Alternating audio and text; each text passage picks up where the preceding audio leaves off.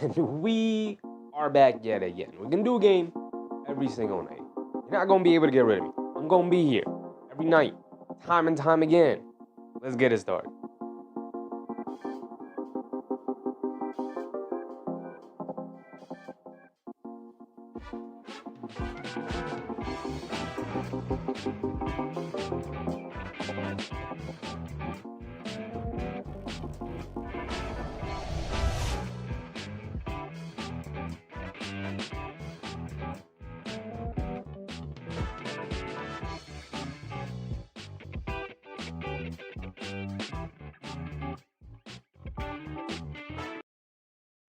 Yes, we are back with yet another game. Only 2 games on today, so we didn't have a great picking of games, but we will be watching Indiana take on Minnesota, the Pacers versus the Timberwolves, mostly because the Bulls versus the Cavs is on Peacock, and no, I don't have Peacock set up yet. We will get it set up eventually because we can't miss Knicks games. A couple Knicks games will be on the Peacock streaming service, unfortunately. But we are here today to lay witness to what should be a pretty good game because everybody in Minnesota will be playing, except for Jaden McDaniels. Jaden McDaniels will sit out, mostly just to chill. Mark, what's up, Mark? Big Rud, Susan, appreciate y'all. Daniel Berry Sports, my guys, welcome.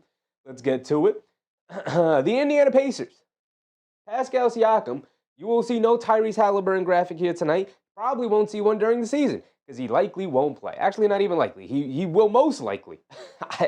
What is more certain than most likely? He is not playing this year.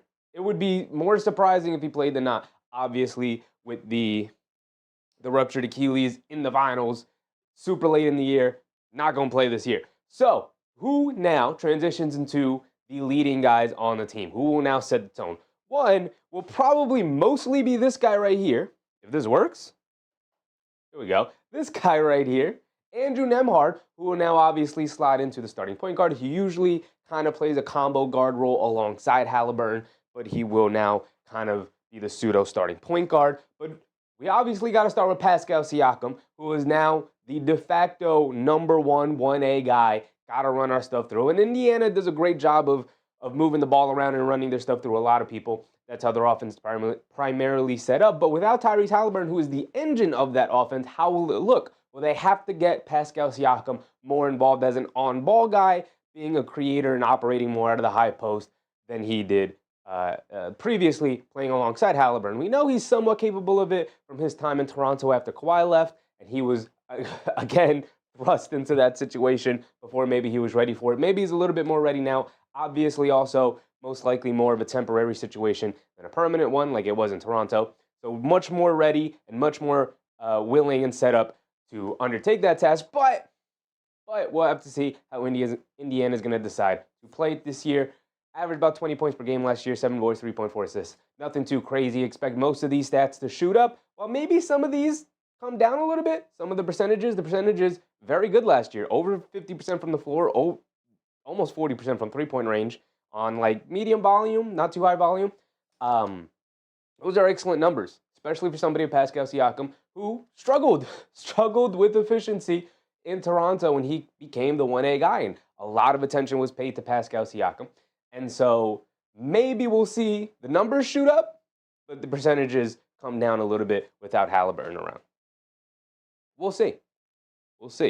And we mentioned him, but probably the most important player for Indiana this season, Andrew Nembhard, who showed out during the playoff run, particularly in the finals and in the conference finals, where he really kind of leveled up his game or just really took a role as the starting guy who's excellent, who can dribble, pass, and shoot, who can play alongside Halliburton, who can kind of lead the team a little bit when Halliburton goes to the bench.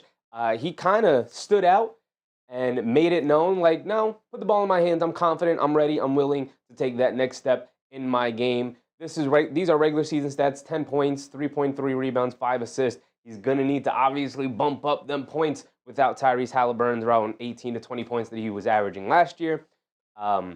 But he is now going to have to take the reins of that offense, of that system, and they most likely won't try and change the system too much. They obviously will have to change it without Halliburton for the whole year, but they won't want to change it too much. And so Andrew Nembhard will be tasked with kind of stepping in and filling in the void that Halliburton left. Obviously won't be asked to do it alone. Siakam will also pinch in that role as well. But a guy like Aaron Nesmith, who is an absolute marksman from three-point range, 43.1% from the field, will also be asked. Pretty much everybody's going to be asked to take a step up without the star player around, but he will be asked to do a little bit more other than just be run around the three-point line, be a catch-and-shoot guy. You might have to put it on the floor a little bit, might have to turn into a bit of a creator, but they may keep him in the same role and just ask maybe this guy to take a step up in terms of an on-ball creator with Ben Mathurin. 16 points per game. He might try and throw his hat into the ring of the Sixth Man of the Year race. We will see this season as it progresses. How interested are they in Ben Mathurin as an on-ball creator rather than just as a super sub? I don't think he gets inserted into the starting lineup, but I wouldn't be super surprised if he is the guy inserted into the starting lineup without Halliburton. 34% from three-point range. Kind of want to see a little bit more there. 46% from the field, not terrible for a slasher like him who's young, who's obviously still growing and getting better and developing. 83% from the foul line is a great sign that the shooting is there, the touch is there, just has to translate it over to the field now. Defense is okay, can be a little bit of a turnover machine, right? Almost 2 turnovers per game for a bench guy is not really great, not really what you want to see, especially for a guy who's not super on the ball. But 5.3 rebounds, he's a solid rebounder. 1.9 assists, 1.9 turnovers, a 1-to-1 assist-to-turnover ratio is never what you want to see, even for role guys, but we're going to have to see him take a step up, and probably as an on-ball guy. We get the once a Nick, always a Nick, Obi Toppin. How are you feeling about the Giannis news? We'll talk about Giannis in a second. Don't have much to say about him. Obi Toppin. Once a Nick, always a Nick, Obi Toppin. Cried on draft night. Never forget that alley-oop to Toppin in the playoffs against the Hawks. Phenomenal moments for Obi Toppin. Now making a name for himself in Indiana. Phenomenal moments during the playoff run. He's a great off-the-bench energy big. Comes in, shoots the three, hustles, flies around, and then when he gets a little chaotic, you pull him out. Give him a breather, talk to him a little bit. Do this, do that, don't do this, don't do that. Throw him back out there. More energy, more stuff going on the court. 36.5% from three-point range. Pretty solid. Can be a little streaky, can be very streaky for a stretch big, but getting a lot more consistent as his career goes on. And don't be surprised when he has a game where he hits 4 or 5 threes and then the next night hits 0 and goes 0 for 5 from three-point range, right? 78% from the foul line is pretty solid. 53% from the field is okay for a big, especially a slashing, cutting big that Obi Toppin is. But the thing that has always kept him on the bench and kept him on the bench before Indiana traded for Pascal Siakam and they started Obi Toppin and then eventually pulled him back to the bench is the fact that he's not a great defender. Now, steals and blocks don't indicate how good of a defender somebody is, but we know Obi Toppin, right? That is part of where the context is with Obi in terms of the fact that he's just not at the level defensively as you would hope he would be, where his offensive quickness and his athleticism would tell you he'd be a little bit better as a rim protector, but just hasn't really come to fruition in the NBA. Also, not the greatest rebounder, only 4 rebounds per game. He is coming off the bench and playing kind of spot minutes here and there, like a sporadic kind of minutes distribution, minutes rotation, kind of matchup dependent, kind of feel and vibe dependent during the course of the game, how much Obi is going to play. But 4 rebounds per game is just not going to cut it. Part of the reason, again, why it depends on the lineups that are out there, who he plays alongside of, because you're going to need help cleaning up the glass when Obi is out there, because he's not a great rebounder. And then 1.6 assists to 0.9 turnovers. It's okay. You'd like to see the assist be a little bit higher, especially for a run-and-gun team like Indiana offensively, where the ball is moving, players are cutting. You'd like to see his assists go higher because he does have some vision, does have some passing chops, but hasn't really seen that come to fruition during his NBA career for whatever reason. Right? He's a bit of a wild card for the Pacers. TJ McConnell, this demon, this dude is horrifying. This dude is horrifying to play against. When he has it going, when TJ's got it going, you just got to pray to the basketball gods, hope that this man does not tear you apart for the next 12 minutes in that quarter. Because he could just get on these runs, and, you would think that it's just a Knicks thing, right? He comes out and he destroys the Knicks every year since his time in Philadelphia, since he's come in the league. He's been a Knick killer. But then you see him go up against that vaunted perimeter Oklahoma City defense, and he is just slicing them up in the paint, little mid-range jumpers. There's nothing you can do against this man. There's nothing you can do. He is only 6'1", 190 pounds, and there's not a goddamn thing you can do to guard him. He can't shoot a three, has the longest load-up time for the three, and you can't do anything to guard him. His handle's not even crazy. It's just right to left, quick crossover. Going right through your chest, leaning in, little fall away, two-handed, little push shot falling away. You can't guard him. I don't know what to tell you. The stats are deceiving. Only 9 points per game, 4.4 assists. Does not turn the ball over, which is fantastic. 1.1 steals, can be a little sneaky bat in the backcourt over there. 30% from three-point range. He can't really shoot. He's not a shooter, and this is on low volume, 30%. I don't know what to tell you about TJ McConnell. You just can't guard him. You can't guard him. What did I write here in the context? McConnell is one of the scariest backup guards I've ever seen. Don't be fooled by his stature. This man is a demon on the court. Even in my context, I don't know what to say about him. You just can't guard TJ McConnell. Jay Huff, underrated pickup by the Indiana Pacers with Jay Huff. 7-1, solid season for the Memphis Grizzlies. Can be a little bit of a stretch big, 40.5% from three-point range. Not on the greatest volume, but 40.5% from three-point range is still 40.5% from three-point range, right? You'll probably see that he'll try and tick that up. Indiana will see how real that three-point shooting is for Jay Huff here with the Pacers. He's going to be filling in the Miles Turner-sized hole at the center spot here for the Indiana Pacers. With Miles Turner off to Milwaukee, Jay Huff is probably going to step in and be the starting center, although maybe there's an Isaiah Jackson kind of logjam there where those two guys will be battling it out. I wonder who has been starting for them. I don't think they played. I think this is their first preseason game. Correct me if I'm wrong, but also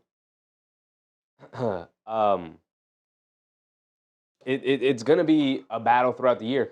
Remember, they started Obi Toppin a couple of years back when he first went to Indiana, and then eventually they found out his role was better coming off the bench anyway. So they're going to experiment with Jay Huff's positioning. Almost a block a game in limited minutes with the Grizzlies. 2 rebounds, not the greatest rebounder. That's what's going to keep him on the bench if he doesn't start. Only 7 points, 0.6 assists, but it was kind of in spot limited minutes here and there. Memphis, again, dealing with injury, so he was in the rotation, then he was out of the rotation, then he was in the rotation, then he was out of the rotation. So kind of an up-and-down season for him. Indiana's betting that there's some latent potential there, that they're going to bring him out. They're going to see if he's a starter, see if he can scale up his game to starter minutes. And then maybe he's the long-term position, or maybe he's just a transition starter for now, and then they'll look for a more permanent replacement in the years to come. But as of now, it looks like Jay Huff might be the new starting center for Indiana. We get to Isaiah Jackson, who is also in the running for being the starting center of Indiana. He's just a little undersized at 6.9, but hustles a lot more on the glass than the other guys. One of the better offensive rebounders in the league. He's just dealt with injuries the last couple of years. About a block per game in his limited minutes, 66% from the field. He's just a run and dunk man. He's a rim runner. He's gonna, he's a vertical lob threat, more of a vertical lob threat than Jay Huff. Although Jay Huff, he kind of be surprising everybody, throwing it down on people every now and again. But both of these, he's more of a high flyer, more of an athletic guy. He just doesn't really have the strength or the size at 6'9" to really anchor the defense. He's gonna have to overcome a lot physically in order to do so. So we'll see who works out best in the long term. But both of these guys are going to be in the running for the new starting center for Indiana, with Miles Turner now gone. And then we move on to the Minnesota Timberwolves. We got about 10 minutes before game time, and then we'll obviously talk about the Giannis stuff before we get to the game. We get to Minnesota Timberwolves, who are obviously expected for another big year here. Anthony Edwards will be playing today after missing the first couple of preseason games. 27.6 points per game last year. Anthony Edwards is a star. Not much to say about him. Expecting him to take another leap in his game. How do you do that? Well, the efficiency. Got to get more efficient. Got to be able to take better shots, especially with the talent that's around you. Utilize a guy like Dante DiVincenzo a little bit more, who obviously we'll get to here. But 83% from the line. He's got to get better at getting the three-point line. He upped his three-point game. Did he make the most amount of three-point shots last year? I know his volume was the highest. He was taking the most amount per game, and also hitting 40%. So he's obviously stretched out his range out to the three-point line where he's like, you got to step up and guard him. And that should theoretically open up his driving game as one of the most athletic guards in the league. But it didn't necessarily lead to that too much. And maybe that's more of a indication of who he's playing alongside of in the front court with Rudy Gobert and Julius Randle down there, where those are two guys who don't really open up the court for Anthony Edwards. So knowing that, he's relying more on his perimeter shooting, but finding a way, finding a way to navigate his way to a mid-range shot every now and again and not having to jack up 11, 12 threes a game for one of the most athletic guys in the league is probably a good middle ground for him. Then we get to Julius Randle. We know Julius Randle very well over here in Knicks land. 18.7 points per game last year. The stats significantly lower than his time in New York, but a much more scaled back role in Minnesota, playing alongside Gobert and Anthony Edwards, obviously, who's going to have the ball in his hands a lot more. Jimbo Dini, what's up, Jimbo? My man Finn with the troll right back. Appreciate you, Finn.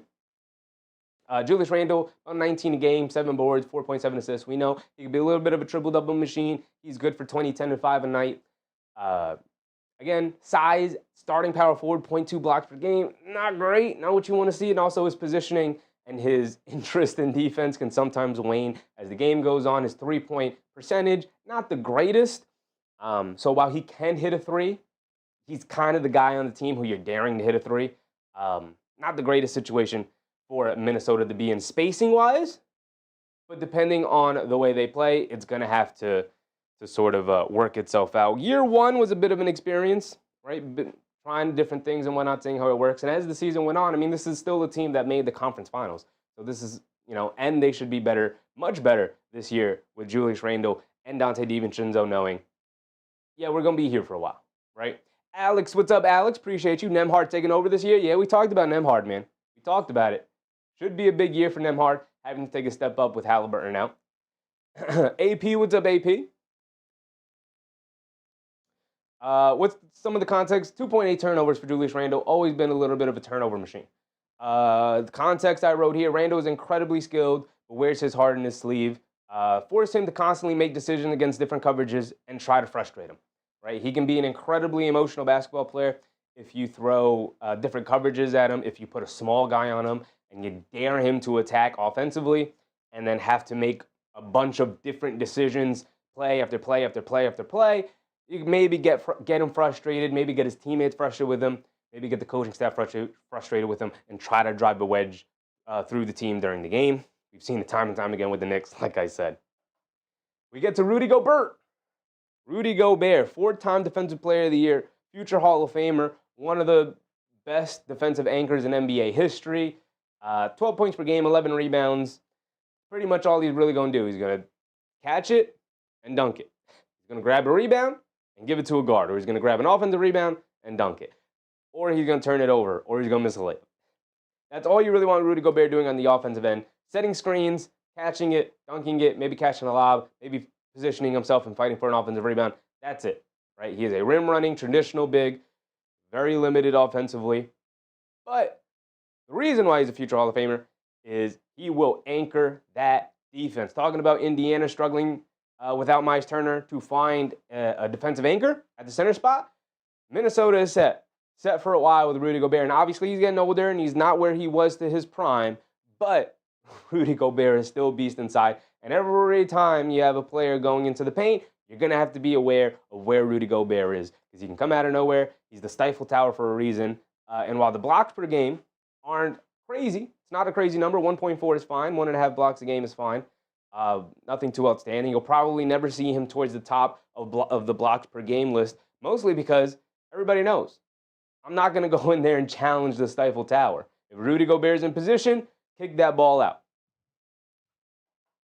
Now we get over to the bench and we get Donte DiVincenzo. Devo, we know this man well here in New York. Still miss Devo to this day. And while it was a down year for Donte DiVincenzo, at least it felt that way, man still shot damn near 40% from three-point range. So he's a sniper. He's due for a breakout, not a breakout, but a bit of a comeback season, bit of a makeup season for Donte DiVincenzo here in Minnesota, where he's going to be a lot more comfortable in year two, knowing I'm here, right? Also, you got to remember the timing of when he was traded to Minnesota last year, right before training camp, all the emotions of that, the emotions of being with the Nova Knicks and then all of a sudden being shipped out right before training camp. So all of the emotions mixed into last year, but coming into this year knowing I'm settled, I'm here, I'm a part of this team. We went to the conference finals. We're still a good team. We're going to be good moving forward. So Dante DiVincenzo is due for a much better year this year. 42% from the field is pretty bad, and under 80% from the free throw. Bit of a telling factor of where his mental state was. Alex said it's not a wash at all when the players are still developing and most players on the team aren't anywhere close to their peak. I wanted them to tank, but they're too good to tank. With the Pacers aren't going to tank. They are too good to tank, and the East is too bad to tank. Unless more guys get hurt throughout the year and they're just like, screw it. But, it's not just Halliburton. It's Turner leaving. You're missing two of your 3 or 4 best players, two of your 3 most important players. Talking about Rudy Gobert anchoring the defense, the Pacers, who's anchoring their defense? Jay Huff? Isaiah Jackson? It's going to be a process. It's going to be a process with that. And maybe those guys are good enough to step up and get ready to do that. Justice's dad, what's up, Justice's dad? Well, time will tell. We're going to have to wait and see it. Right? Can't definitely say it is or it isn't yet. We got the Jaden McDaniels, who's not playing today, but we know Jaden McDaniels wants to be a 3-and-D guy, but the 3 just isn't really there. But one of the better perimeter defenders in the league. He's not playing today, so we don't have to go over it too much here. We get the Naj Reid. Is he the reigning 6th man of the year? Who won 6th man of the year last year?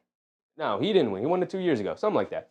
One of the best backup players in the league overall. One of the best backup bigs. 3-and-D. Stretch big, 14.2 points per game, 6 boards, 2.3 assists. But this right here, 37.9% from three-point range, also on pretty damn good volume for a big off the bench. Naj Reid can be a marksman. He can take it off the bounce. He's in great shape. And then playing alongside like Rudy Gobert, it really opens up the floor when he comes in for Julius Randle. And then all of a sudden, a lot more space because Naj Reid can stretch it out to the three-point line where Julius Randle can't. Despite Julius Randle doing things that Naj Reid can't do, Naj Reid kind of already fits the archetype of what they had previously with Karl-Anthony Towns. So he's a little bit of a better fit there, sometimes off the bench playing alongside Anthony Edwards and alongside Dante DiVincenzo when they come off the bench together. And then old man Mike Conley. Mike Conley, he might be washed. It might be over for Mike. Last year was rough, and then the playoffs were pretty rough. He is still a traditional, old-school point guard where when he's not out there, you feel him, and when he's out there, you wish he was a bit younger. Undersized as well, 6 foot, 175 out of Ohio State. Mike Conley doesn't turn the ball over. 1.1 turnovers to 4.5 assists. Like I said, a traditional point guard can still knock down the 3 with regularity. The issue is that old man can't really move the way he used to move.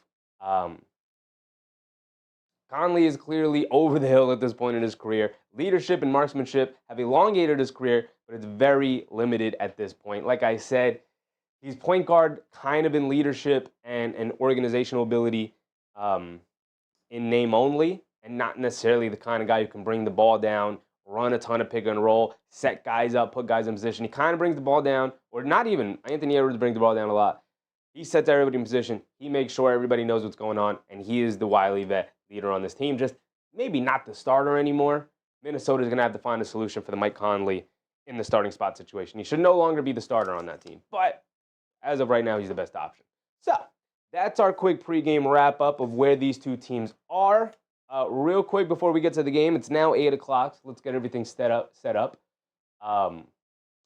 But you guys wanted to talk about Giannis, which I don't know why we want to talk about Giannis. There's no news on Giannis. None. Any news on Giannis will be an off-season talking point. And I don't know why my TV is so loud. It will be an off-season talking point. Giannis is not being traded to the Knicks anytime soon, right? The report was that Giannis said that the only team he'd really consider leaving Milwaukee for is New York. At least that reporting was somewhat along those lines. And that the Bucks and the Knicks talked about it this offseason, but didn't really get anywhere on the negotiations. So what's my opinion on it? I think the Knicks would love to have Giannis on their team for the right price. And I think Giannis's time in in Milwaukee is ticking. Like we all know this. We know this already. We knew he wasn't long for Milwaukee once they traded or once they waived Damian Lillard. So we're pretty good. We're pretty good. A Giannis trade is not happening in the middle of the season. He's also 31, not aging too well. He's a straight line driver, an attacker of the rim. Those guys don't age too well when you're about 6'11", and he's already had a couple injuries that have forced his team to go down in the playoffs. Right? If he were healthier during the playoff runs, maybe they don't get eliminated in the first round. Right? He was hurt during the Heat, and you can't help injuries, but like he's getting older. He's getting up there. And while Giannis is a perennial MVP candidate and pairing him alongside Brunson would be fantastic, you got to look at the contract, you got to look at the age, you got to look at the loyalty that a guy like Karl-Anthony Towns is going to have to the organization, to New York and all of that, versus Giannis, who's like, once his contract comes up, he's going to be like, pay me the money. And they're going to look at you like injury, age, all of that. You know, there's a lot of stuff going on. I think the boat has passed on Giannis. I think the time to get Giannis Antetokounmpo about a year and a half ago, 2 years ago or so, maybe even last year before the Karl-Anthony Towns trade. But once you make the Karl-Anthony Towns trade and the Mikal Bridges trade, you're kind of hamstringing yourself into those two guys. Just that said, sad to see Cat and OG go for Giannis. But I know you're joking, but like, what would the Bucks want to do with Karl-Anthony Towns and OG Anunoby? The only way they would decide to make that trade is if the whole idea is to get those guys and then trade Towns for a bunch of picks and maybe some young guys, and Anunoby for a bunch of picks and maybe some young guys. But with Anunoby's contract, you're not getting a bunch of picks and young guys. You know, it's a very large contract. And then with Karl-Anthony Towns, similar situation, also getting a little bit older, also doesn't have the reputation of being a perennial MVP candidate like Giannis is, so you're not getting as much. So what would be the point of it? Just complicating things, elongating the rebuild. They don't want what the Knicks have. And the Knicks don't have much to give. Because the Bucks want picks. Bucks would want picks or young players. Knicks have neither of those things. Just that said, what was the LeBron news? Mark said it was a Hennessy commercial. Yeah, I told you guys. You guys were like, oh, what's it going to be? It was like, I don't know, nothing. Ads. Ad thing. There's no way you would announce an important thing that way. You know, I literally got the ESPN report and was like, oh yeah, that was a thing. Who cares? Anytime there's an announcement of an announcement, like they make an announcement that they're gonna make an announcement tomorrow, it's never gonna be good. It's always gonna be some sort of marketing thing, some sort of bad thing.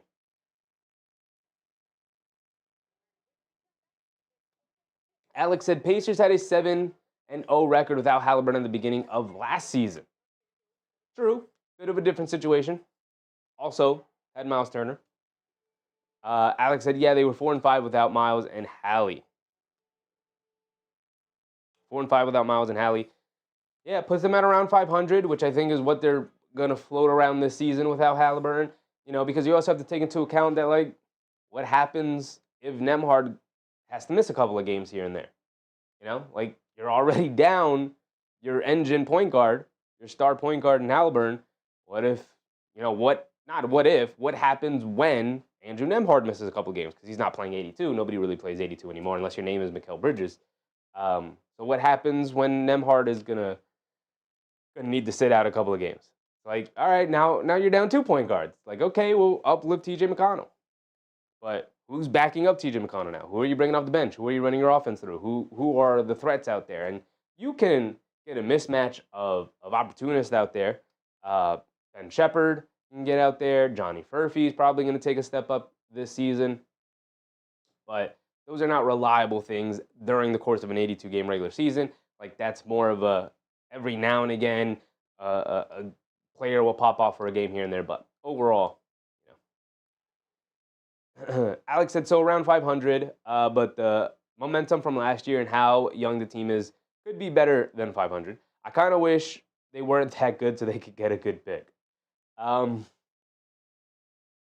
Yeah, you would need Pascal Siakam to also maybe sit out a large portion of this season for whatever reason in order to garner a pretty good pick. There's some good tanks out there. There's some good tanking teams out there. I mean, Washington's still going to be really bad. We'll see how much Charlotte has it in them to tank again. I think they're going to be pretty good, but Charlotte should be around that area fighting with the Pacers for positioning. You got Western teams like Utah and whatnot. And there's always a surprise team. There's always a surprise team that deals with injuries, and then they're all the way down at the bottom. And they're like, screw it, we're going to tank. Could be the Pacers. Could be the Pacers. You never know what happens. You never know where your season's going to go, especially when you're at a point where you already know it's kind of a throwaway season. It's a developmental season for a lot of the young guys. But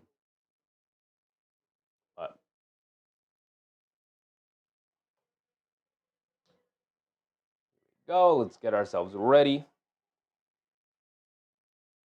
Mark said, I'm going to pop over to baseball, check back in. I don't want to say negative interest in the Yankees game tonight, but I don't know. I'm not super interested into it. I'm not super interested in the Yankee game tonight. It kind of is what it is. If they can show some life, maybe I'll start to believe again, but my belief is wearing very thin with this Yankees team. Because even if you get past Toronto, what does that mean? Cool, yay, fun, but, you know, would you be able to tell yourself that it's a matchup thing, or what?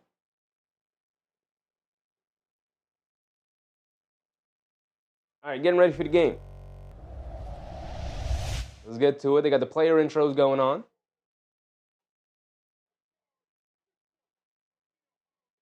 We can go over real quick.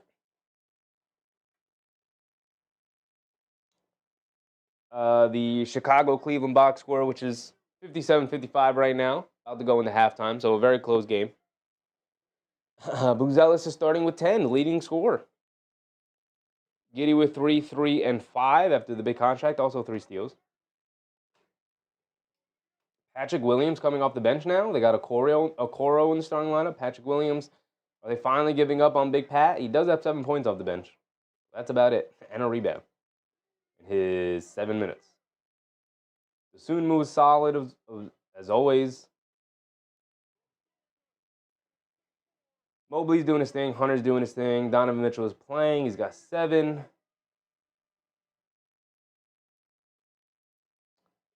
Mobley with 10, 5, and 2. Is he going to take another step up this year? Made his first All-Star team. Lonzo Ball's in the game. 0 for 4 from the field. 0 for 3 from three-point range. My guy Lonzo. Not a great start. Not a great start. K. Hazy said, cool transition. Appreciate you, K. Hazy. Appreciate you.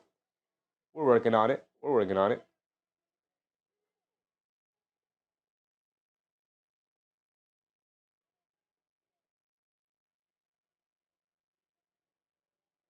Alex said, but I don't think that's the case with the Pacers being able to tank. Yeah, I think you're more likely to hover around 500, maybe high 30s. And that should still get you a solid lottery pick.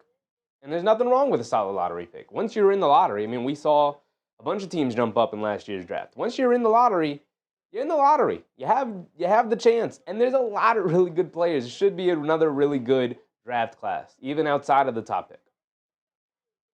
So starting lineup, we got Conley, Edwards, Naj Reid, Julius Randle, Rudy Gobert with McDaniels missing time. Interesting. You got Naj Reid at the 3 or Julius Randle at the 3-4.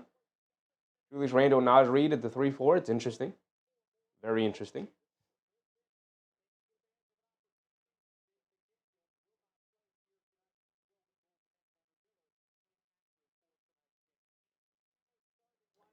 Indiana is starting. They are starting Isaiah Jackson. That was the thing that I was most interested in.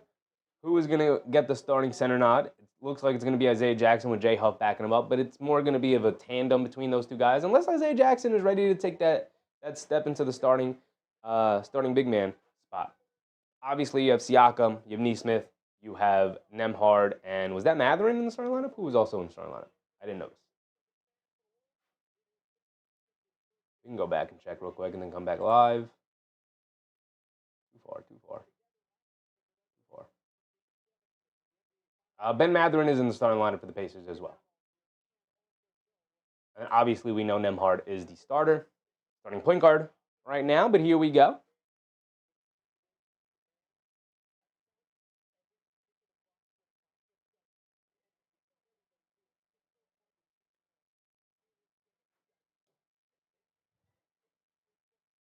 Let's get it going.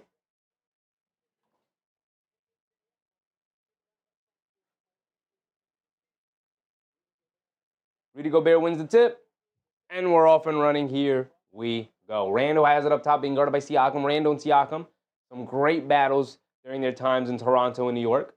Conley has it up top, being guarded by Nembhard. They get it over to Edwards. Edwards currently coming to his left, leaning in, step back, gets it knocked out of his hands by Mather, and great defense. Another fall away mid-range jumper, and got it to go. And that was something we were looking to see if Anthony Edwards, that was the part of his game we'd like to see him improve, is that in-between mid-range game. Doesn't always have to be a three, and if you can't always get to the basket because the spacing on the court isn't great, got to be able to work on that mid-range game. Matherin had it up top, lost it. Good defense from Edwards. Now they get it over to Jackson. Jackson's going to look to attack. Step back, mid-range, fall-away jumper from Isaiah Jackson. Not necessarily the shot you want, but the Timberwolves incapable of getting to that rebound. Gets it out to Nesmith. Nesmith able to drive it down and draw a foul on Naj Reid, who just was not quick enough to keep up on Nesmith. Obviously, you have to run Nesmith off the line, and it'll send him to the foul line for 2 free throws.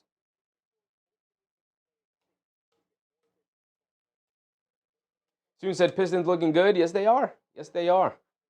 Watched the Pistons last night, down by 21 at the start of the second quarter, and then come roaring back, take a 10-point lead going into halftime, which was crazy.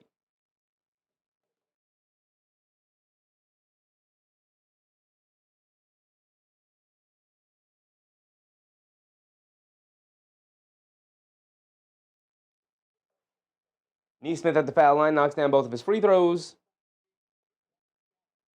And some full court pressure here from the Pacers, and they cause a turnover. They get it over to Jackson, who's going to drive it in, kick it out. Siakam, right corner, 3 wide open. Comes up short, but Jackson with the offensive rebound. Quick interior pass over to Matherin. Good manipulation with a pump fake step through, but he can't knock down the floater. And then Matherin tries to save from going out of bounds. Instead of passing it to Siakam, who's standing there with his hands out, he tried to throw it off of Randle, misses, and now here come the Timberwolves. Randle, inside pass over to Gobert, a little slip pass on the pick and roll. And Gobert draws the foul on Jackson, sending him to the foul line for 2 free throws now.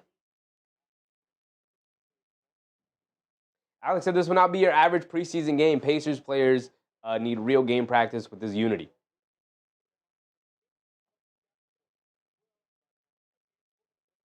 I'll believe that if they come out in the second half, Alex.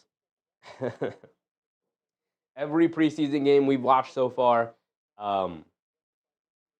coaches tend to start them in the first half and then obviously rest them in the second half and go as deep into the bench as they can to give everybody an opportunity to play. But I would believe this isn't your average preseason game when I see them play in the second half. How crazy will Carlisle get? Hey, Hazy said Wolves playing slow. I mean, it's been 2 possessions. Let's see. They do look a step slow, but I think that's more so the Pacers looking a step quick. This is how the Pacers play. Speaking of which, Rudy Gobert splits the pair of free throws, misses the second one, but is fouled fighting for the offensive rebound, or Naj Reid was fouled fighting for the offensive rebound, fouled by Aaron Nesmith. They get it into Conley. Conley hits Edwards going to the rim, gets the layup to go. He's looking at the ref for a foul call. He's not going to get it, but they do get the 2 points, and Nembhard just rushing it down the other end, easy layup in it. Yeah, the Timberwolves look a step slow, and the Pacers look a step quick. So Pacers 2 steps ahead of the Timberwolves here. And the Timberwolves just look disinterested in this game for whatever reason. A lot of walking around. Gobert can't even hold on to the ball in the inbounds. The ref has to take it from him and reset things. Conley gets it over to Randle. Randle, quick jab step, driving right into Siakam. Scoop, lefty floater off glass. Got it to go off the spin. Beautiful move from Julius Randle. It's 4-7. Shortchanging the Pacers, my bad. As Nembhard again quickly pushing it up the floor, attacking the paint and drawing a foul on Rudy Gobert there.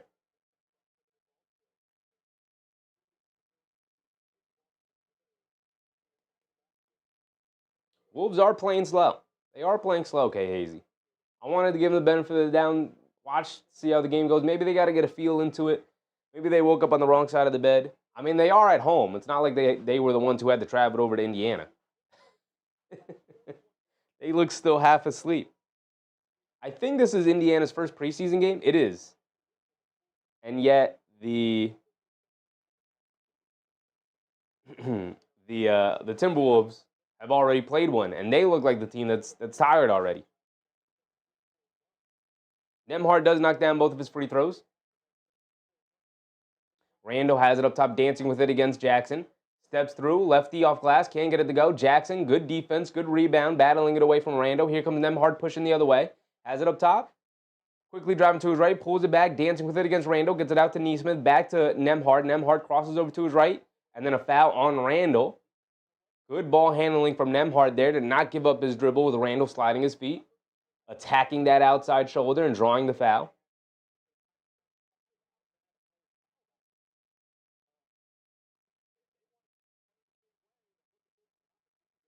So side out of bounds with the foul on the floor. Mathurin has it up top, then get it over to Nembhard. Nembhard directing traffic. He's already looks good.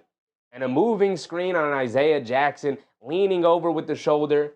Conley doing a great job of running through the screen and selling the contact, drawing the offensive moving screen on Isaiah Jackson there. Ball's going to go back to the Wolves. Team turnover.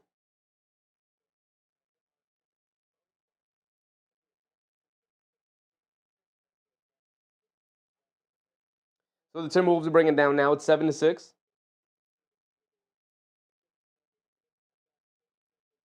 And Isaiah Jackson to the bench. Is that Jay Huff coming in? No. Is that Enrique Freeman, I believe, is in the game? Is that ooh.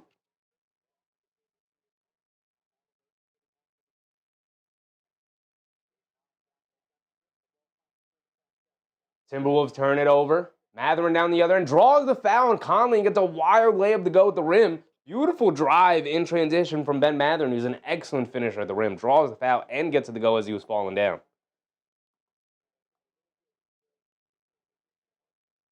8-7 with Indiana taking the lead now. Here early here.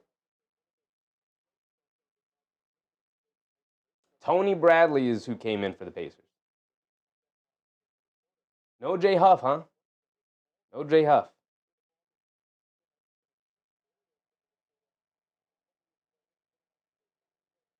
Mathurin's at the foul line for 2 free throws. For 1 free throw, excuse me, he got the and one. He does knock down his 1 free throw. And they get another steal in the backcourt with this full court pressure. Nembhard driving it down inside to Bradley. Bradley kicks it out to Nesmith. They run Nesmith off the line. He's going to drive it in, though. Kicks it out to Nembhard. Extra pass to Siakam. Back out to Nembhard. Nembhard dancing with it, loses the handle, gets it over to Siakam. Shot clock winding down. Kicks it over to Mathurin. Mathurin's going to take it down. Into the paint, leans in, off glass. Can't get it to go. Good defense from Randle there to force the miss. Naj Reid rips down a big rebound in the paint. And now here comes Edwards off the outlet, bringing it down against Nembhard. In and out dribble. Dancing with it, pulls it back out. Now coming to his left off the Gobert screen. Pocket pass to Gobert. He's got a free run to the rim. Throws it up with the left hand. Air balls a wide open layup. Just go up strong and dunk it. Gobert, what was that? What was that from Rudy Gobert? Nesmith on the other end. You miss a layup on one end. In transition, the Pacers pushing it the other way, and they end up with a wide open three for one of the best shooters in the NBA, Aaron Nesmith, with a corner bomb. Anthony Edwards, a pull-up three off the screen, can't get it to go straight away. Bradley with a good box out and rebound. Quick outlet to Siakam. Siakam bringing it down. 8:19 to go. Timer still ticking. Siakam, a pull-up three, got it to go over Randle. Didn't step up fast enough. Siakam feeling himself, and here come the Pacers. Back like they never left off their finals appearance. Naj Reid hands it off to Edwards. Edwards has it up top. Edwards dancing with it. Nesmith switches onto him. Edwards at the foul line. Hesitation move, driving it in. Kicks it out. Naj Reid. Left corner three, no hesitation. He rattles it in. And the Wolves answer right back with a three of their own. 15-10. Nembhard has it up top, being guarded by Conley. They get it over to Nesmith. Back to Nembhard. Nembhard coming to his right up a Bradley screen. In the mid-range, they swing it around. Nesmith, jab step back three on Naj Reid, and he's feeling it. That was a confident-looking move. Went right to his movement. Pump fake, jab step, dribble to his left, step back three for Aaron Nesmith. Nothing but nylon. Julius Randle has it up top, crosses over, down the lane with the scoop, can't get it to go. And they call a travel on Julius Randle, who shuffled those feet in the paint.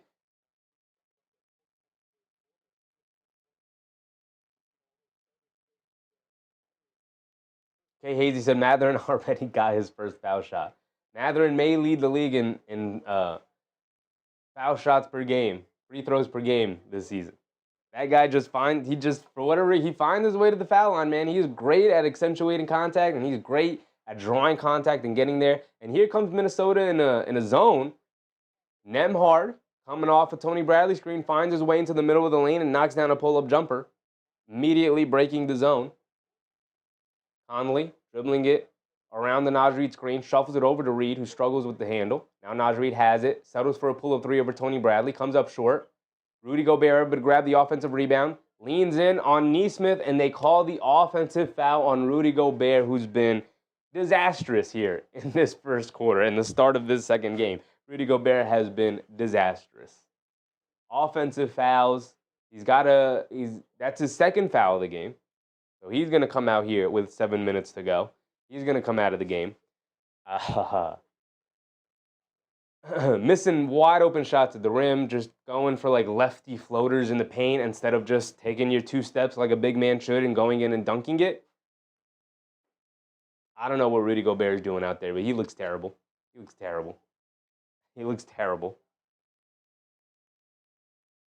Just under 7 minutes to go here in the first quarter, and it's already 20-10, and Indiana is looking like they're not missing a beat. They may be better than 500 this year. Who knows, man? They look great. They look great. I mean, we'll see once they start getting to the bench, because obviously with 2 guys out, now you elevate some of the bench guys into the starters. What does that do to your bench now? We'll see. We'll see. But Indiana, and we did see Memphis come out in the first quarter and look fantastic against the Pistons last night, and then all of a sudden, the Pistons come roaring back. So we'll see how this game continues to develop here in the preseason.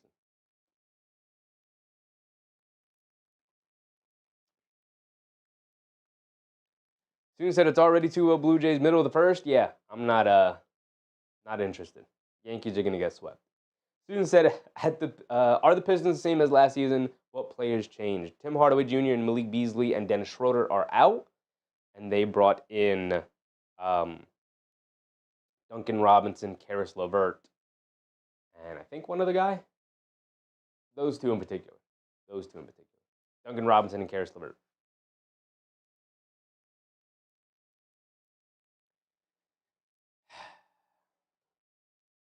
I'm not interested in this Yankee game at all. But maybe I'll just have the game cast of the Yankee game on over here. You're gonna make me do it, Susan. You're gonna make me do it. You're gonna make me be interested. Already down 2-0.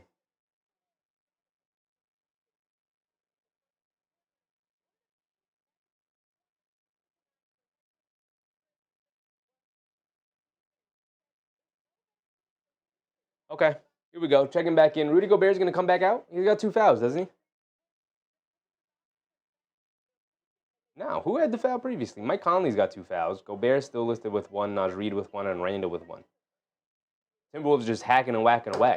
That's already 5 team fouls to the Pacers 0.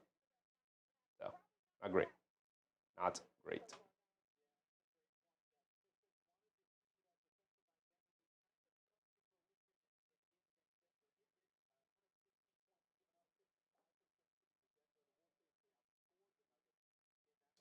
So here comes Nembhard, bringing it down.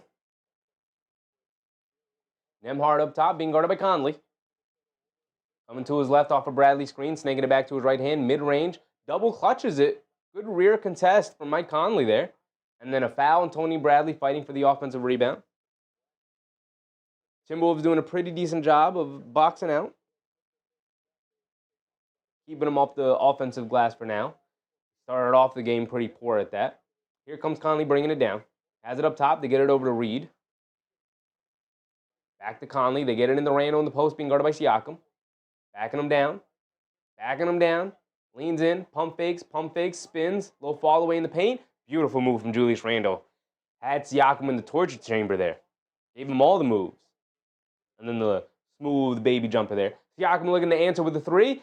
Splashes it. Zone not working out too well for the Timberwolves here. Not even sure if it's something that they worked on here to start in the preseason, because it doesn't look connected. Doesn't look like a connected zone. Conley gets it over to Reid, catches, pump fakes, Swings it over to Randle. Randle pump fakes. He's going to drive it down in the lane. Scoop layup. Got it to go. Blowing right past Pascal Siakam. And Julius Randle taking this Siakam matchup a little personal, as he tends to do with other star forwards. He likes to go right at him. Nembhard swings it over to Mathurin. Mathurin gets it knocked out of his hands by Randle. Randle's starting to get things going. Okay, Julius, bring the energy. Bring the momentum. Here comes Naj Reid bringing it down the other way. Reid on the right wing. Pulls it back out. Up top to Randle being guarded by Nesmith. Randle. Up top to Reid. Jab step. Driving to his left. In the lane. Scoop layup with the left hand. Can't get the little flip shot to go. Here comes Siakam off the rebound. Pushing it the other way. Shot out of a cannon. Putting his head down. Attacking as Conley's forced to pick him up on the mismatch. And Siakam's not going to let him off easy. In the post. Leans in. Pass fake. Little fall away jumper. Nothing Conley can do. Just too small. You're just too small. Back up by 11 is Indiana here as the Yankees score. Yes, sir. Yes, sir. Pull them in, baby. Pull them in, Yankees. Randle has it up top being guarded by Nembhard. Randle feeling himself. A little sidestep, pull up three real quick. Off the back rim, can't get it to go. Naj Reid, good positioning, grabs the offensive rebound, leans in, draws the foul on Nesmith, and one for Naj Reid, sending him to the foul line for one more. But it's going to have to start with defense for Minnesota here.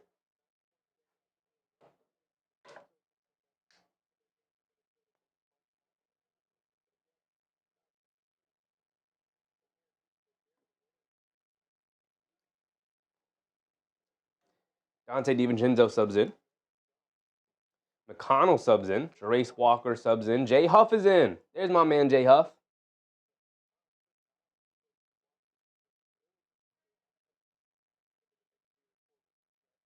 Jay Huff, Obi Toppin, Johnny Furphy, Jarace Walker, and TJ McConnell. A full platoon shift for the Pacers here. Full bench lineup in. Edwards stays out along with Naj Reid, Gobert, and Randle.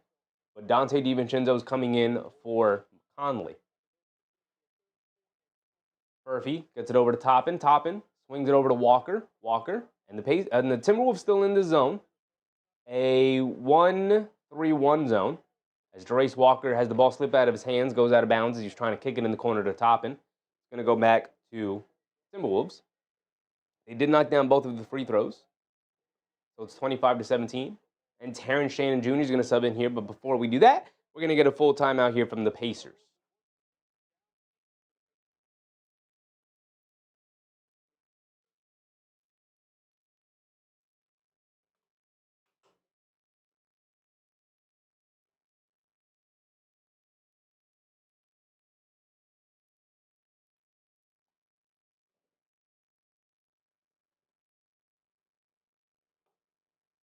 Pretty good start. Interesting platoon shift from the Pacers. Interesting, right?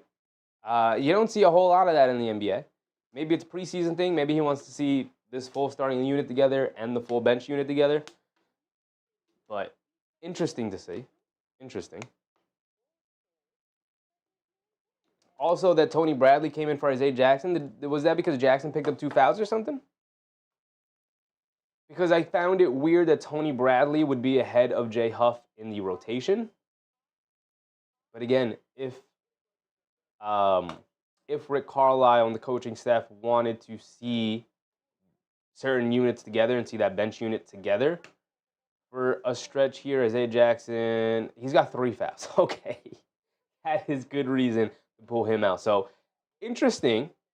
It seems like Rick Carlisle wants to see this 5-man bench unit together.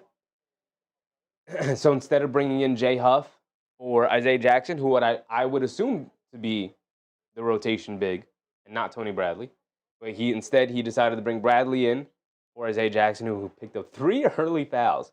Huge. It's going to be a huge issue for Indiana if Isaiah Jackson can't stay out of foul trouble, which has plagued him throughout his entire career so far. Has yet to figure that out. But that's an interesting strategy from Carlisle. I'll bring in Bradley because I want to keep Jay Huff with this specific unit.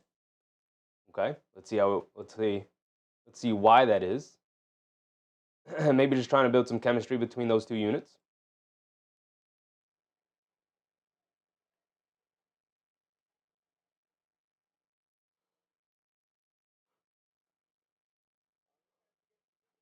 Okay, he said, all I know is Hardaway and Schroeder moved. And no Beasley.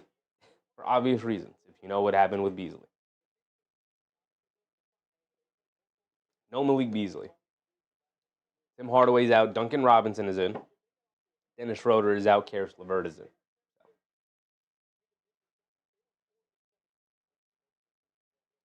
Those should be upgrades. They should be upgrades.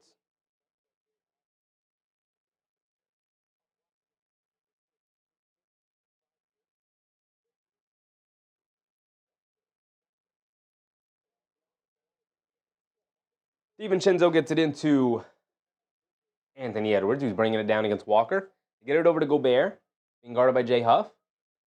Hand it off to Terrence Shannon Jr. They get it back to Edwards in the right wing, coming to his left off the Gobert screen. Inside pass to Gobert. Bad pass, but Gobert able to catch it and rises up and finishes over Toppin, who came over late on the contest. McConnell gets it over to Furphy. Furphy over to McConnell. McConnell up top. Now in the corner to Toppin. No hesitation three. Well short. Gobert with the rebound. Quick outlet to DiVincenzo. And the Timberwolves are running now. Now this unit's moving and grooving. Shovel it over to Edwards. Edwards a step back straightaway three. Looks good. Can't get it to go. Naj Reid does a great job tapping the offensive rebound out to DiVincenzo. Puts up a high floater in the paint. Can't get it to go. Gets his own offensive rebound. Going to pull it out. Shovels it over to Edwards. Edwards splits the pick and roll. Goes up. Attacks Jay Huff. Went in there with some bad intentions. Anthony Edwards cocked that thing all the way back, but couldn't finish the play as Jay Huff went up strong to challenge him at the rim. Going to be 2 free throws for Anthony Edwards. Robin Scholl. What's up, Robin?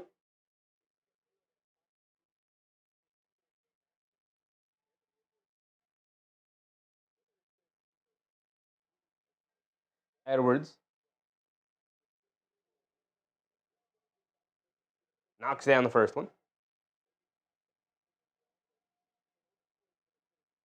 He's got one more. Oops.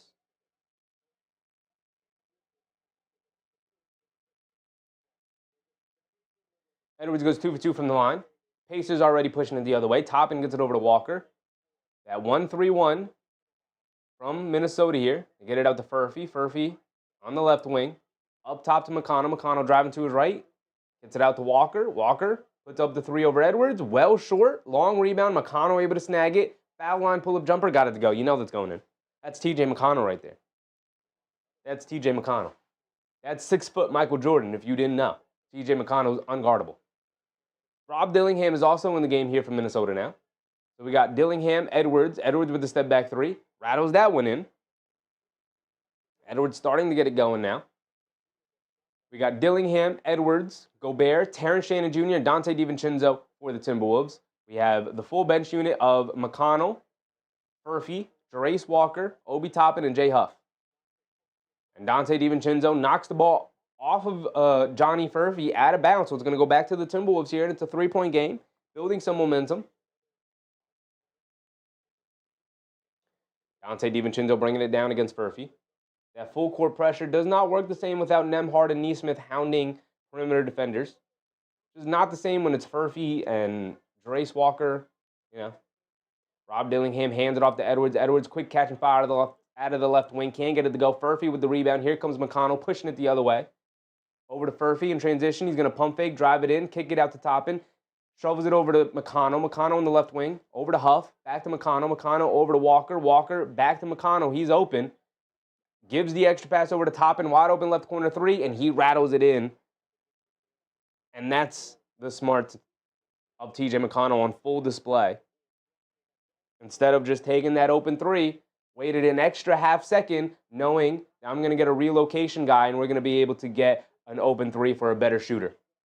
As Rob Dillingham misses the open left wing three, McConnell's going to push it the other way, rise up out of the mid-range, and draws a foul on Rob Dillingham. This man cannot be stopped.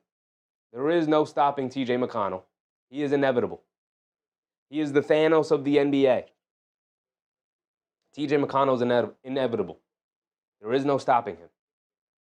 Brandon James Mitchell, what's up, Brandon? What games do you stream? We stream every night, Monday through Saturday. We take Sundays off. We stream every single Knicks game, and when there isn't a Knicks game, we'll stream another game, right? Sometimes the community picks, Sometimes we just go through it. We realize that there's one excellent game that's on, and that's the game we'll stream. But for the most part, we'll be live Mondays through Saturdays every single night, brother. But we watch Knicks games. Knicks games will take priority over every other game, right? If there's a Knicks game on, we're going to watch that. But other than that, we'll be live every night. TJ McConnell applying pressure in the full court on Dillingham, causes the steal, shoves it over to Jay Huff for an easy dunk. Like I said, the Thanos of the NBA, TJ McConnell, is inevitable. This man immediately decides, oh, no. I don't want this being a close game. I need to get this back to at least a 9-point lead. It is 33 to 24. Randle shoves it out to DiVincenzo, who knocks down the three. Dante DiVincenzo, welcome back, big Dante.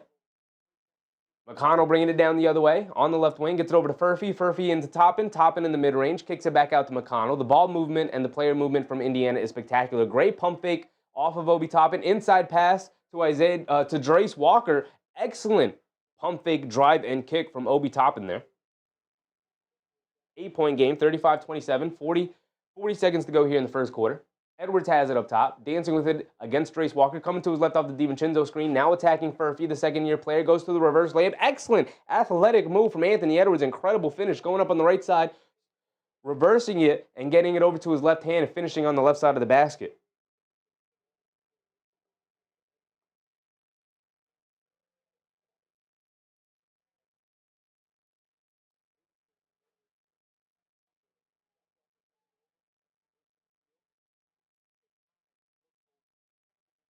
McConnell has it up top. Going to wind down the time.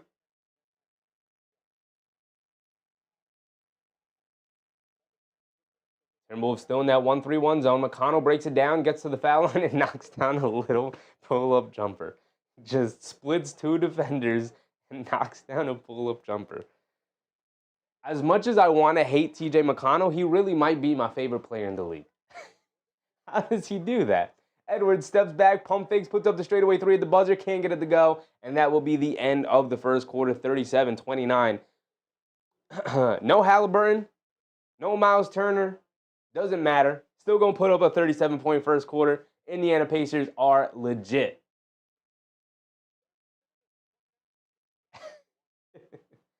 Off of the back of TJ McConnell, who is only up to 5 points, but still. Daily Medicine, what's up, Daily? I'm going to sub to you because you're the only one talking and saying the plays. I can only see the score on others. I appreciate you, Daily Medicine. We're trying to put on an entertaining show here. Trying to hang out, watch some basketball.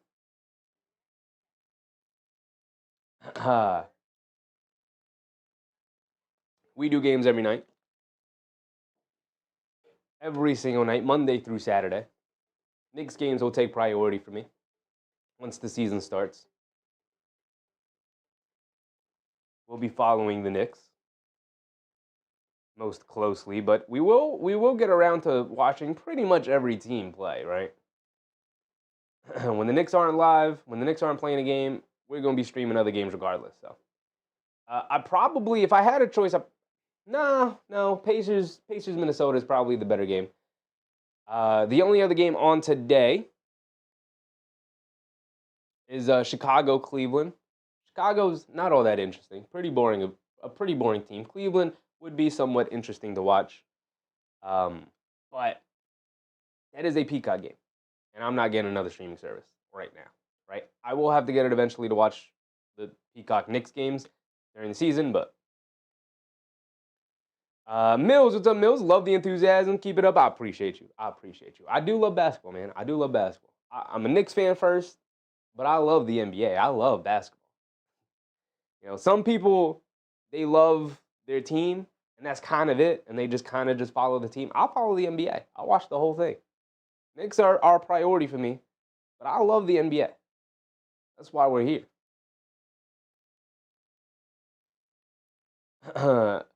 Mark McSell Fresh?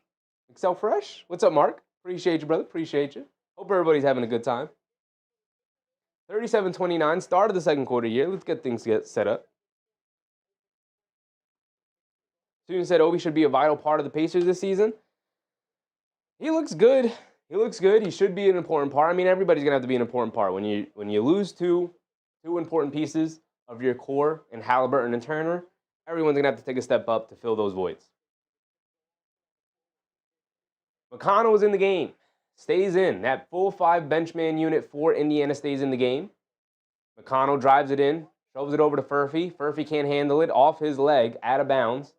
Furphy having a rough start to the game. Minnesota comes out with Julius Randle, Naj Reid, Dante DiVincenzo, Terrence Shannon Jr., and Rob Dillingham. The same lineup that ended the first quarter. No substitutions made in between quarters. Rob Dillingham has it up top. Pocket pass to Randle. Randle to the basket. Gets blocked by Big J Huff. And here come the Pacers pushing it the other way. Walker over to McConnell. McConnell driving it down, loses the handle, picks it back up, dribbles it out all the way back out to the top of the key. Says, let's reset it like a true point guard would. Get it over to Jarace Walker. Walker gets it over to Huff. Huff in the high post. Being guarded by Randle.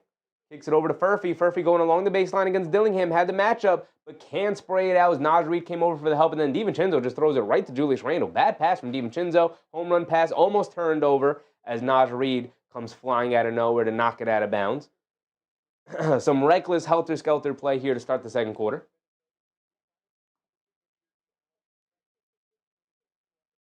And I don't need to see the commentators. Put the game back on. There we go. McConnell has it up top, being guarded by Dillingham. They get it over to Walker.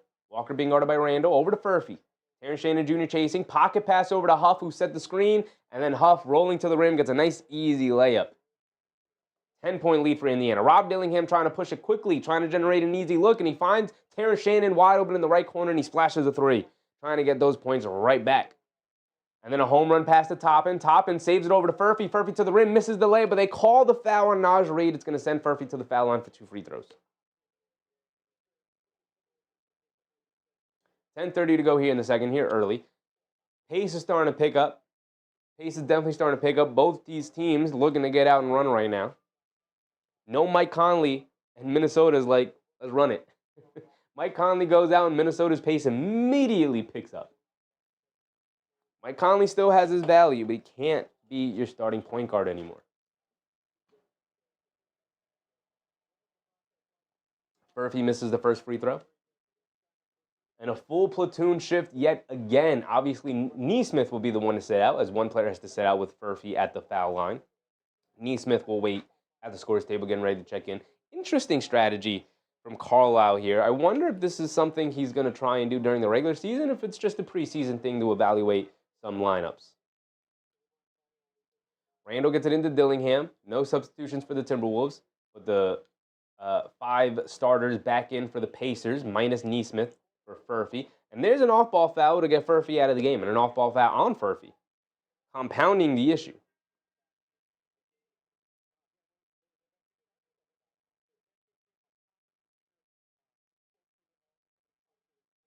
(40-32). Ooh, Furphy did knock down one of those free throws. 40-32. 10.5 to go here in the second. Minnesota with the ball. They get it into Randle. Out to Dillingham. Dillingham gets it over to Terrence Shannon. Shannon finds DiVincenzo, running off a couple of screens along the baseline. Left wing 3, can't get it to go. Had space, can't knock it down. Here come the Pacers pushing it the other way. Nembhard up top. Gets it over to Mathurin. Mathurin back to Nembhard. Nembhard over to Isaiah Jackson. Now back to Nembhard. Nembhard dancing along the baseline. And he draws the foul on Rob Dillingham, the reach-in.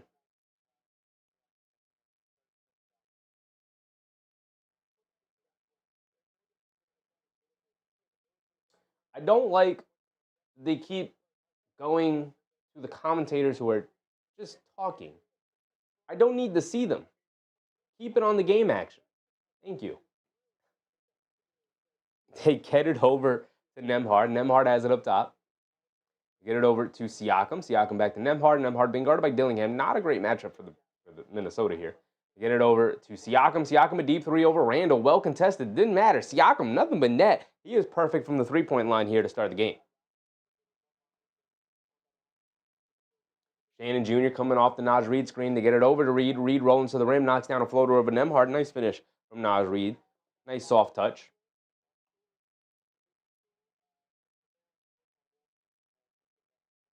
Was that a technical? It is a technical. Technical on Carlisle, I assume. Carlisle was damn near at half court yelling at the officials.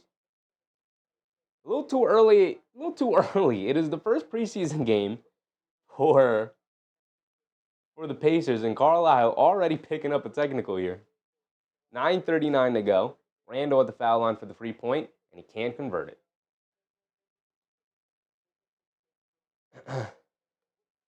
Daily Medicine said, why are my Wolves playing bad? They're not playing bad. Not playing. Pacers are just playing very well. I wouldn't say the Wolves are playing bad. I think the Pacers are just playing very, very well. Pacers look fantastic. Nembhard bringing it down. It's a knocked out of his hands by Dillingham. Now he has it up top, being guarded by Dillingham. Resetting it. 10 on the shot clock. A deep pull-up straightaway 3 for Nembhard. Comes up short, can't get it to go. Good defensive box out and rebound by Naj Reid there. Here comes Terrence Shannon. In and out dribble. Going all the way to the basket. Lefty layup. Can't get the finish to go. Knocked out of bounds by the Pacers. Good fight on the glass by Randle, saving the possession. It's going to remain with the Timberwolves. Conley's going to come back in for Dillingham. Not a good stretch there for Rob Dillingham.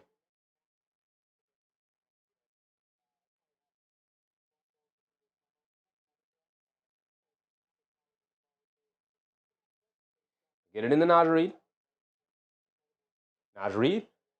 Over to Shannon Jr., over to DiVincenzo. Gets it knocked out of his hands by Mathurin. And here comes Mathurin pushing it the other way. Euro step, reverse layup. Gets it to go. My goodness, what a finish from Ben Mathurin, who Euro stepped and then went up and then put some Alex English, a reverse layup. Naj Reid with a 3 looking to answer. Can't get it to go. Nembhard, quick outlet to Nesmith, who's going to walk behind the three-point line on the left wing. Can't get it to go. An offensive rebound by Siakam. Kicks it out to Nembhard for a 3. He can't get it to go. Randle comes in for the rebound. Randle pushing it the other way against Nesmith. Just bully balls his way to the basket. Gets a lefty layup.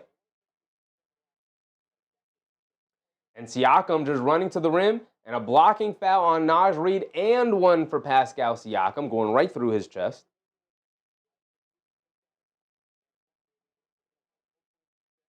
Naj Reid not happy. Not happy with the call. Daily Medicine said, I know, but they should be better than the Pacers. They need to put Bones in the game? Maybe. Maybe. Rob Dillingham does not look like the answer right now. Bones might be better. He might be better in this game with all this pressure. Definitely handle the ball a little bit more. There's more of a threat from 3. I don't know if they should be better than the Pacers. Well, maybe they should. Pacers obviously missing 2 important players. But very well coached, has the system in place, and players ready and willing to step up here. They get it in the rain on the post. They swing it over to DiVincenzo, over to Shannon Jr. in the corner. Pump fake, jab step, now puts up the 3, and he splashes it right between the eyes of the Pacers defender. But they're trading baskets with the Pacers. They can't get a stop on them.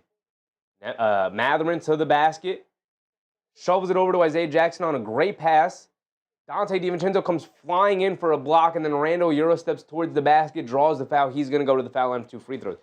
The Timberwolves are playing well. Pacers are just playing a little bit better.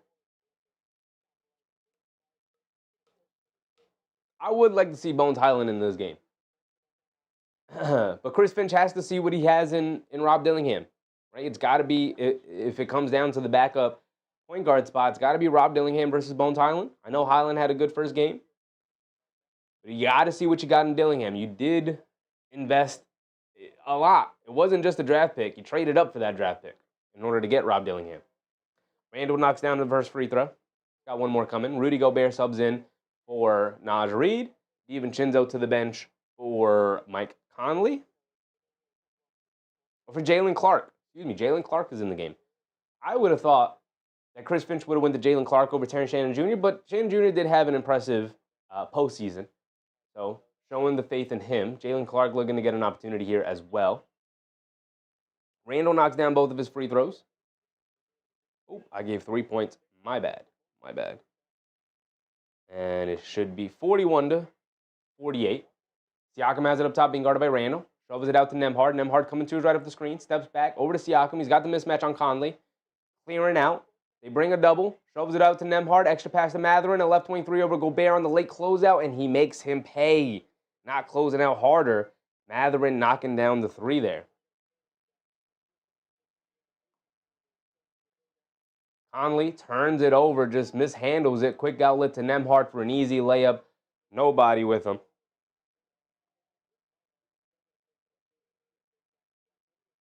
Conley has it up top.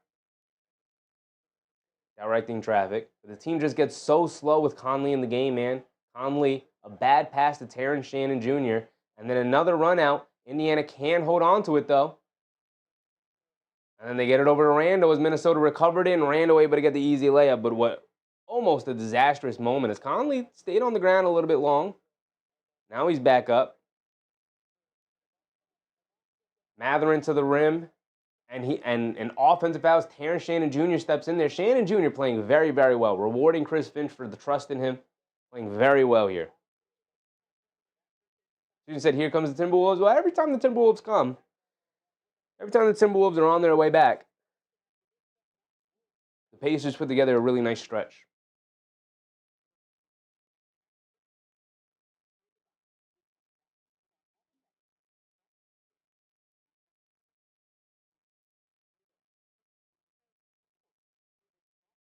Siakam's 5 for 6 from the field. That last shot he missed was his first one. 14 points, 2 boards, 3 assists. Nesmith, 2 for 3 from three-point range. Nembhard's 3 for 6 from the field for 8. Matherin has 8, continuously getting to the foul line, drawing fouls. Randle with 12, leading the way for the Timberwolves. But with no Edwards, they just don't have enough fire. They can't get any stops on Indiana. I mean, Indiana, 6:40 to go, and they have 53 points. Like this is a defensive disaster class so far here from Minnesota. I mean, they just have no intensity defensively. They're a little bit all over the place. They're trying this zone that's not really working out against this Indiana team. I don't think Indiana's the team you want to go zone against. But Chris Finch, like it's preseason, so Chris Finch could just be trying some things, right? The wins and the losses in the preseason aren't super important. You want to win them all, but it's not super important. Just as Dad said, is it me or has Siakam a prime been like 9 years strong now? Has his prime been 9 years strong now? He was pretty shaky in his seasons in Toronto. After Kawhi left. Guy has a 10-year prime. 2016 was when the Raptors won? No. That was still Golden State. It was 2018 was the Raptors championship, wasn't it? When was the Raptors championship? He still wasn't in his prime then, but that was when he made his appearance.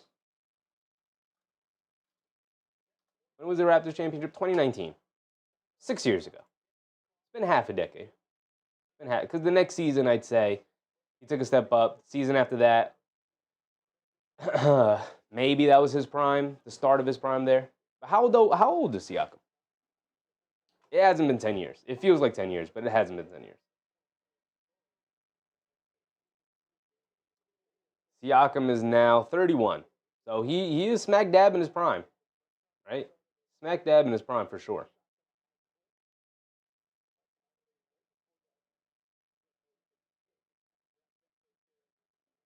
Just that said he was the third option on the Raptors. He was the second option on the Raptors.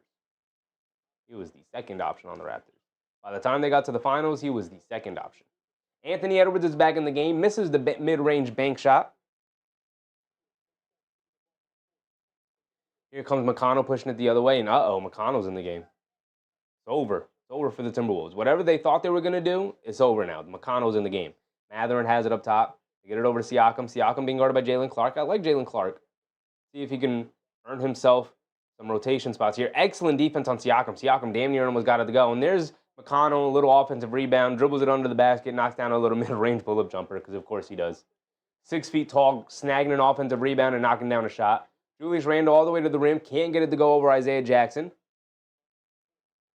And then they call a foul, and Anthony Edwards trying to force a turnover in the backcourt on Ben Matherin. They get him on a reach there. I like Jalen Clark's defense there in Siakam. Might need to get Jalen Clark out there a little bit more. Okay, Hazy said Timberwolves could probably use Nall right now. Yeah. Huge loss for the Timberwolves. They're going to need Jalen Clark to step up because I think he could have that level of defensive impact. And they're still in that zone, the Timberwolves. If there are any Timberwolves fans in the chat, how much did the Timberwolves use this zone last year? As Nesmith, the Pacers just work it around, find the middle of the zone, and Nesmith just turns around, knocks down an easy, 10-footer. That's something you should not be able to do against the zone. Conley forces a pass inside the Gobert. It was a bad pass, but it somehow finds its way out to Jalen Clark, and then they call the offensive foul on Rudy Gobert, pushing off, going for the rebound, and the ball's going to go the other way.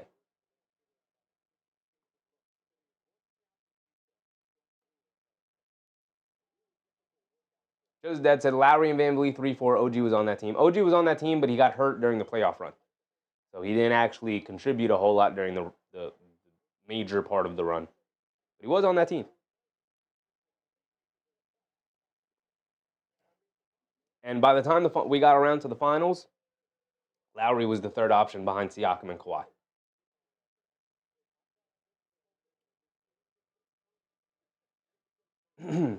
And K. Hazy, people are underestimating that, and the Pacers are in the bonus, so Nesmith's going to get 2 free throws out of this.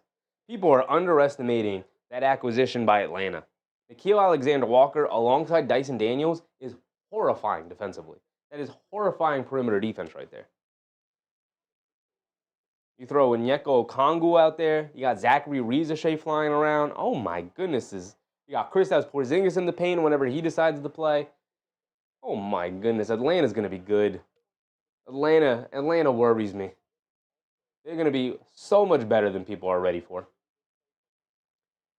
Aaron Nesmith knocks down both of his free throws because of course he does. Conley has it up top. Conley has been horrible here tonight.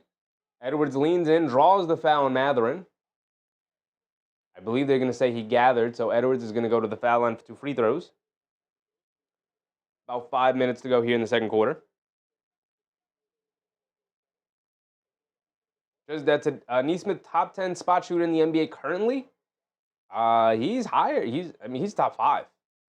Top 5. Easily top 5. Easily top 5. I mean, Curry is always going to be number 1.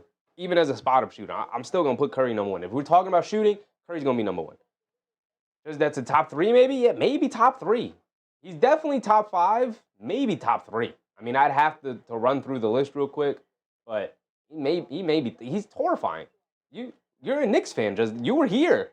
You know what happened game 1 last year. We don't need to relive it. That man is horrifying. You don't guard him, it's over. The loose ball, Isaiah Jackson's out of bounds when he tries to pick it up. Jalen Clark first to the floor, able to garner another possession for his team. Excellent minutes from Jalen Clark, making an impact. Hasn't scored yet, but making an impact. So the Timberwolves are bringing down now. They're down 15, 59-44. Edwards has it up top. And McConnell uses a foul to give there. To get himself out of the game, he got a little limp to him. Oh, that's a good sign for Minnesota because there is no guarding TJ McConnell. I'll tell you that. I'll tell you that. Just that's how I like him too. The splash was real. He is a horrifying player to go up against, especially when he gets it going. Daily Medicine said, Finch don't know how to run proper plays. It's preseason. He could just be trying things, man. He could just be trying things, Daily Medicine.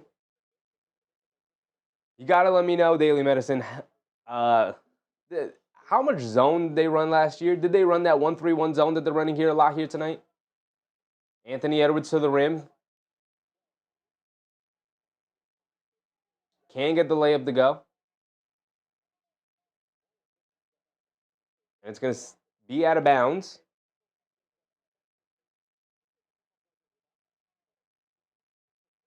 And they're going to give it back to Minnesota, although it looked like it was off of Minnesota.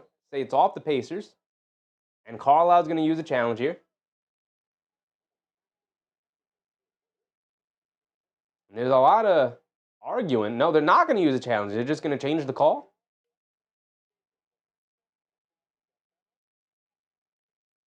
There's no challenge. Refs are going to talk about it, though. A lot of confusion going on. It's too early in the preseason for this. Just make a call. Soon said Mr. Wright, yes, DeLon Wright is in the game. I forgot to mention, McConnell went out. Little injury, went off limping. And so DeLon Wright is coming in.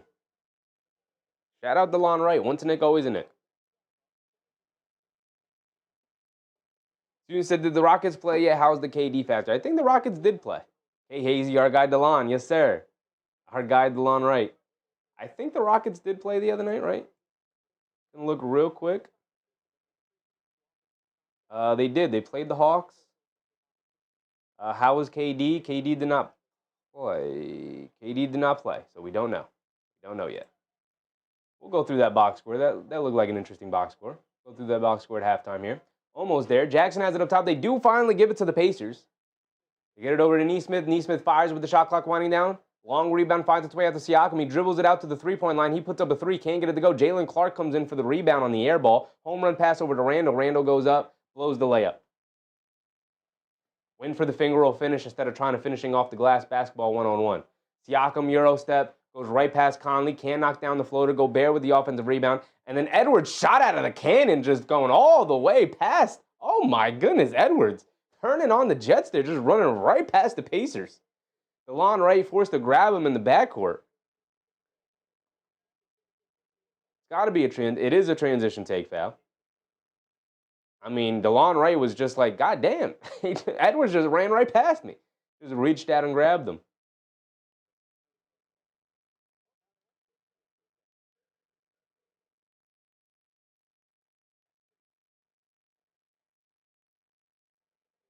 Edwards knocks down his first free throw. Oops. I keep hitting +3 when it should be +1.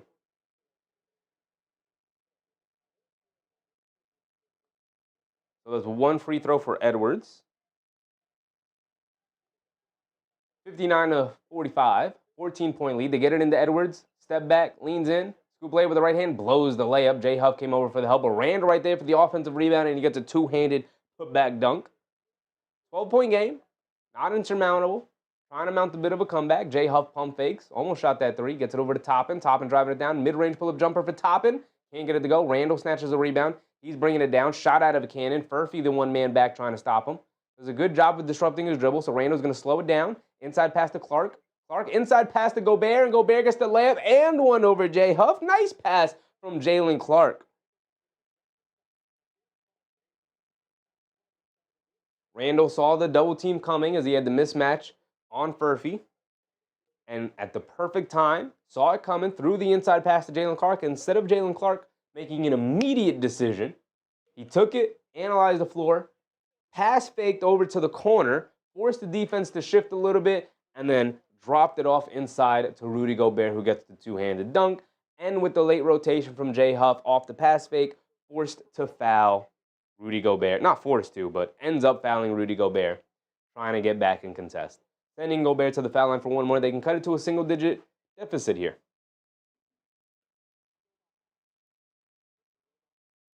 Daily Medicine said, I don't think they ran any zones last year. I think Finch just let them do basic pick and rolls. Yeah, so it seems like in the preseason he's trying to do some different stuff. I think it's also with that Daily Medicine is they made a pretty seismic change right before training camp start with their roster and trading away Karl-Anthony Towns, bringing in Randle and DiVincenzo.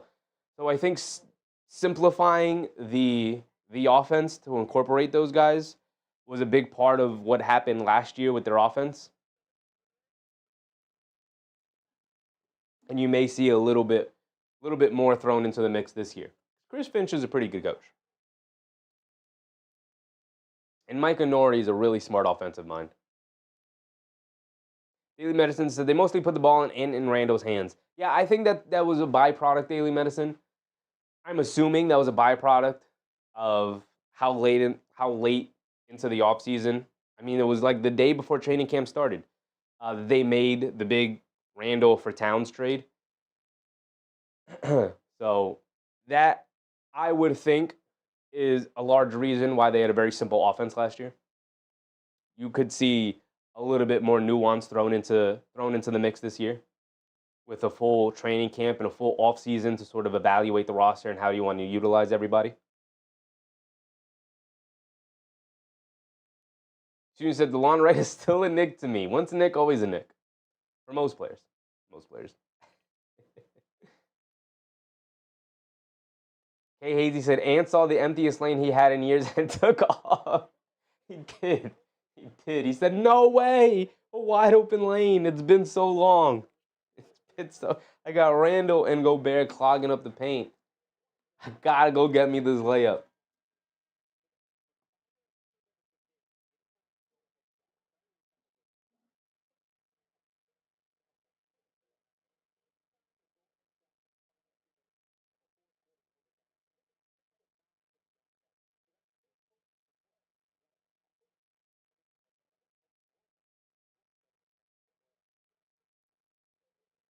So Rudy Gobert is going to take his one free throw here off the end, one dunk.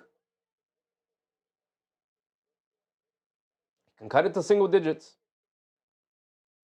Come on, Rudy.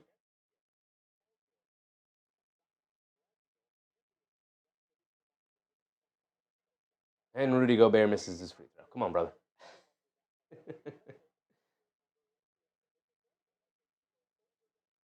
DeLon Wright has it on the right wing.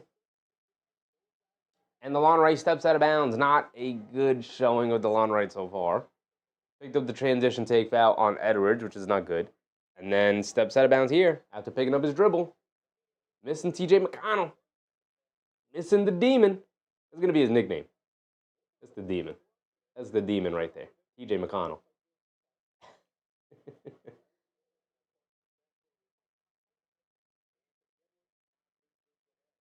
So Jalen Clark has it on the left wing, up top to Conley. Conley stops, turns, and pivots after picking up his dribble. Now gets it over to Edwards. Edwards pulls it all the way back out. Going to run pick and roll with Gobert. Coming to his left off the screen. They show two inside the Conley. Conley shoves it over to Jalen Clark, and Jalen Clark bounce passes it inside to Gobert. Not a terrible idea, but maybe one pass too many. Maybe Jalen Clark should have just thrown up a little flip shot and looked for Gobert to fight for an offensive rebound. He had positioning. Get it into Edwards. Edwards attacking, throws up a floater, draws a foul. No, shot clock violation. Didn't get it off in time. Here come the Pacers bringing it the other way. Minnesota is having opportunities here, but can't break it back down to single digits. Still a 10-point lead, 59-49. Indiana up 10. DeLon Wright bringing it down against Clark. Gets it over to Jarace Walker, who's in the game now. Walker driving to his right, down the lane, scoop with the right hand, can't get it to go. Good defense from Naj Reid. Gobert with a good rebound in the paint, boxing out Jay Huff. Here comes Conley, bringing it down the other way. Coming to his left off the Gobert screen. Good screen from Gobert. Frees up Conley. Conley driving it down, loses his footing. That's because Johnny Furphy was holding on to him, ends up fouling him, foul on the floor.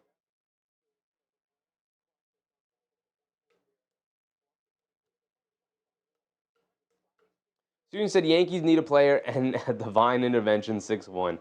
Oof. Oof. Yeah, they're getting swept up out of there. My goodness. This was supposed to be the year for the Yankees. Timberwolves in the bonus, so Conley's at the foul line. He knocks down the first one. He's got one more coming.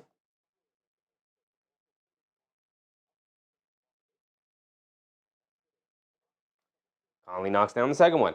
And there it is. They knock it down to 8 points here. DeLon Wright bringing it down against Jalen Clark. Clark gets it over to Huff. Huff a straightaway three over Gobert. He's daring him to shoot. Can't get it to go. Conley comes in with a good box out and rebound on Furphy. Now Conley bringing it down right side of the court. Gets it up top to Edwards. Edwards coming to his right. Got Jarace Walker on him. Edwards likes the matchup. Steps back for a mid-range jumper. Can't get it to go. Clark does a great job of coming from behind and knocking it out of the hands of Huff and saves a possession from Minnesota.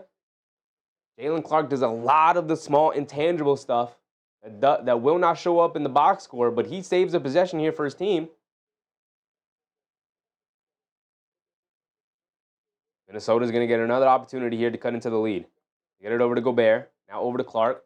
Now they get it over to Edwards. Edwards pocket pass to Gobert. Gobert down the lane and just gets absolute. Gobert has like no coordination, man. He's got a good lane to the basket, and he tries like this scooping, sweeping, underhanded layup. You're 7'2". What are you doing this for with the ball? Catch it, have it up here, and push it towards the rim, brother. What are you doing, Rudy Gobert? DeLon Wright came over and got his hands on it, and then Rudy Gobert ends up fouling him. So now DeLon Wright's at the foul line for 2 free throws. He knocks down the first one.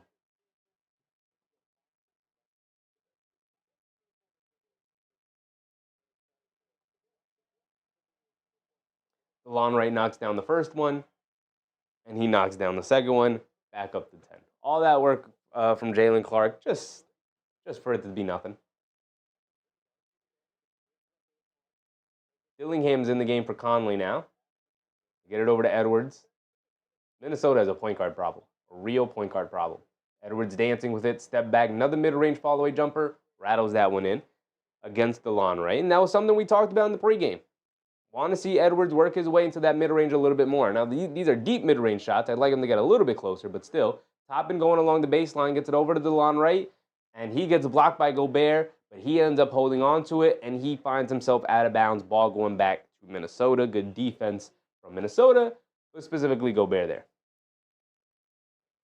Dillingham's going to bring it down off some full court pressure from the Pacers here, and they call a moving screen on Gobert in the backcourt.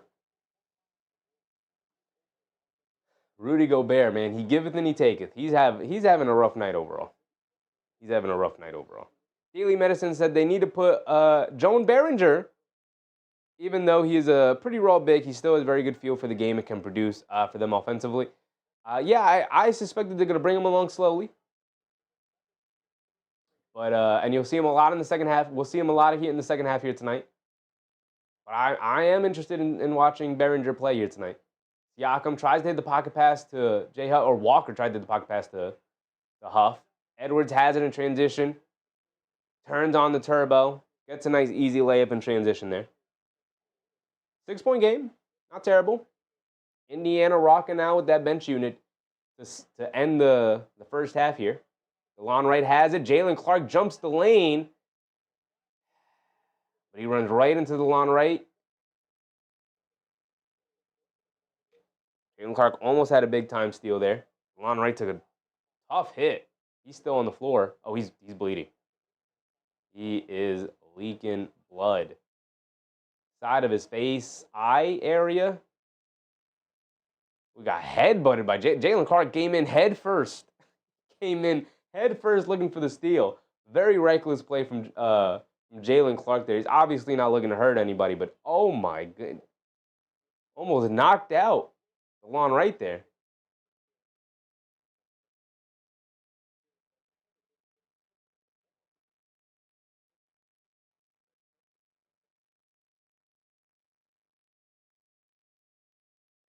Teresa Gaines. What's up, Teresa? Who's your favorite NBA team? The New York Knicks. Once that season starts, K. Hazy concussion protocol. Look, man, once you're bleeding out of your head, you're gonna come out of the game. Yeah.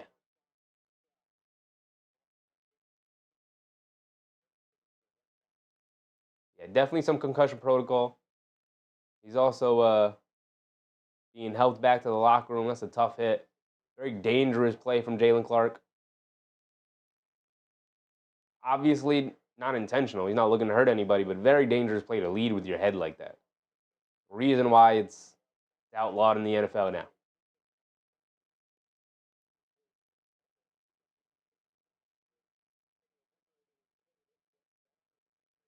Teresa's an OKC fan. Shout out to you, Teresa. Shout out to you. You had a very successful season last year. A lot to celebrate. Jay said, oh no, he's out of it. Yeah, he looked out of it. And Jalen Clark on the other end's like, I hit my head too. Like, that hurt me too. No one cares about Jalen Clark. No one even going over to check up on him. Life is good. What's up, Life is good? Will the total score be over 220? 110 each?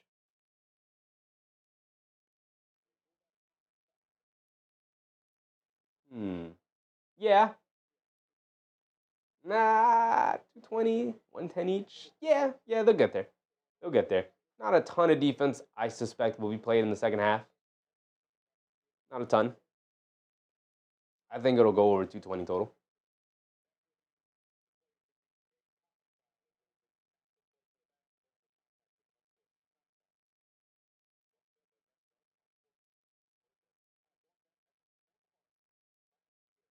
Regular common foul for Jalen Clark after they looked at it real quick. Gonna get back to the action now.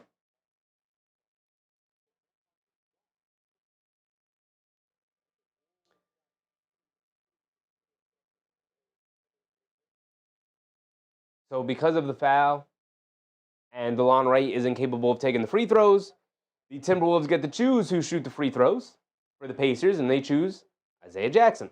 Isaiah Jackson, not a very good free throw shooter. At the foul line now for 2. And just like that, he knocks down the first one, because of course he does.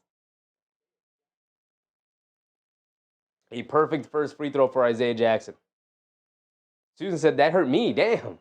That was a tough hit. It was a lot harder than what it looked like initially. On the replay, it was a lot worse. Isaiah Jackson goes 2 for 2 at the foul line, because of course he goes 2 for 2 at the foul line. Anthony Edwards bringing it down.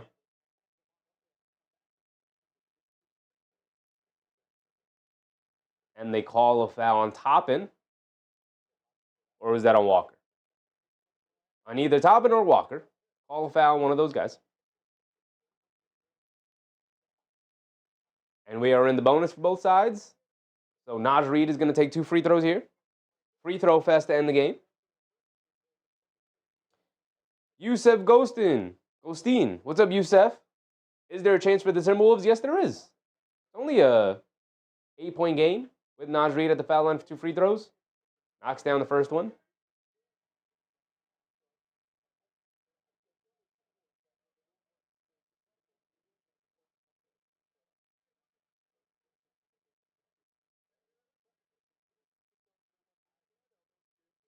Naj Reid knocks down both free throws. 6-point game.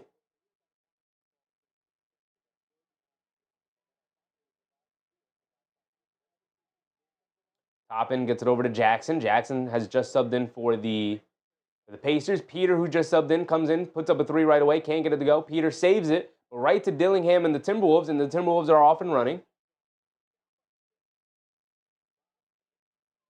Talon Peter guarding Dillingham. They get it over to Edwards. Edwards being guarded by Jackson. Quentin Jackson. Back to Dillingham. He's going to look to quickly attack. Tries to hit the cross-court pass to Clark, but picked off by Toppin. It's a 3-on-1 fast break. They get it over to Peter. Peter goes in for a 2-handed slam in transition. Bad execution there from the Timberwolves.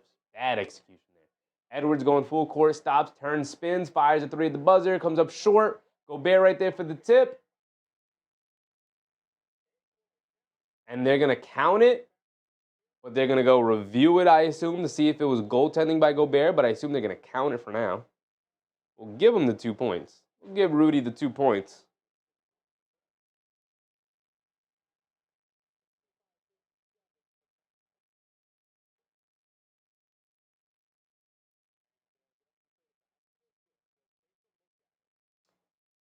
They'll give him the basket here, and they'll go, during halftime here, go look at the replay.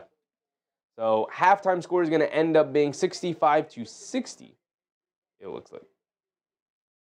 Oh, unless, okay, so they ruled it a 3-point basket by Edwards, which is why they gave him 60 here. So I'll just reflect that. And they're going to look at it to see if Gobert touched it. See, the Edwards shot went down, but Gobert touches it.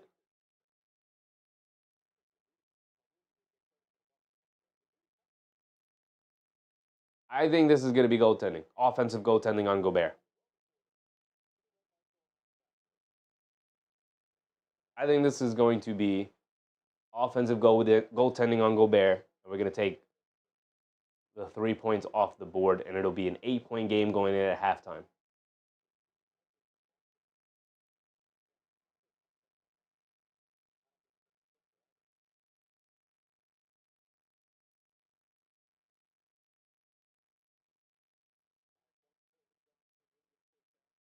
Susan said, don't the Knicks play the Timberwolves next? Yes, they do, Susan. They play the Timberwolves on Thursday. And a regular start time, too.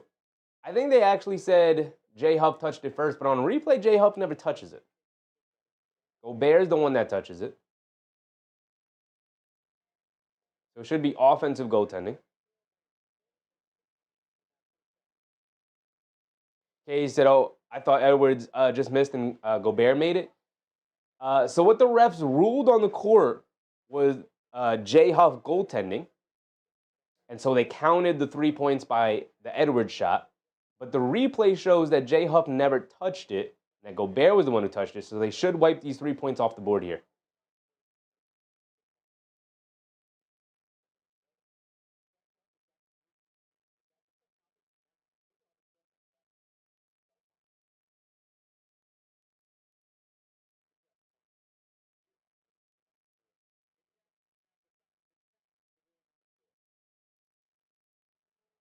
What is happening?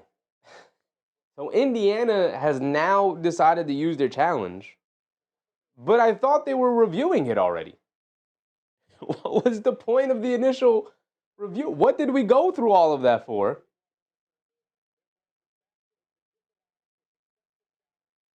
Okay.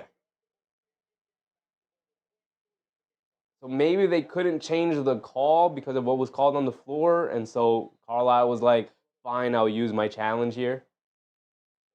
So you can change the call or something. But they take away the 3, just like we thought. So it's an 8-point game.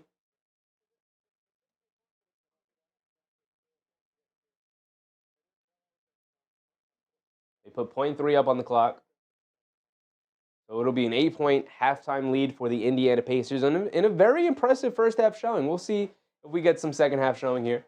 But a very impressive first half showing from the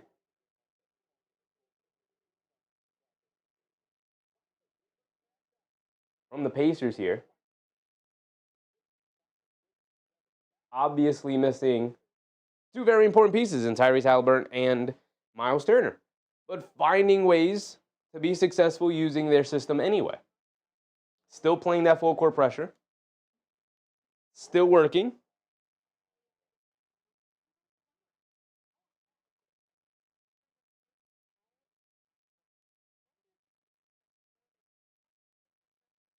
So we can look at the box score real quick.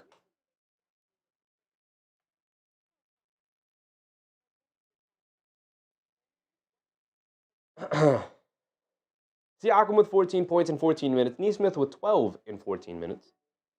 2 for 4 from three-point range for Nesmith.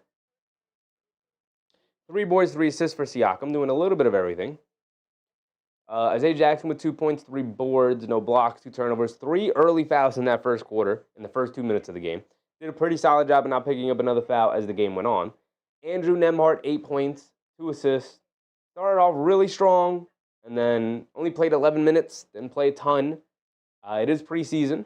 You're not going to see traditional usage and minutes from guys. And Carlisle's using a very interesting strategy of some platoon substitutions in that first half. We'll see if he does something similar in the second half. We'll see how many guys play in the second half. Ben Mathurin, 8 points, 3 for 5 from the field. Knocked down a 3. He looked really good. Also getting to the foul line, made a free throw, but drawing a lot of fouls. 4 boards for Ben Mathurin. He looks ready to take a step up this year. He looks ready to go. He looks very much ready to go. He looked really solid.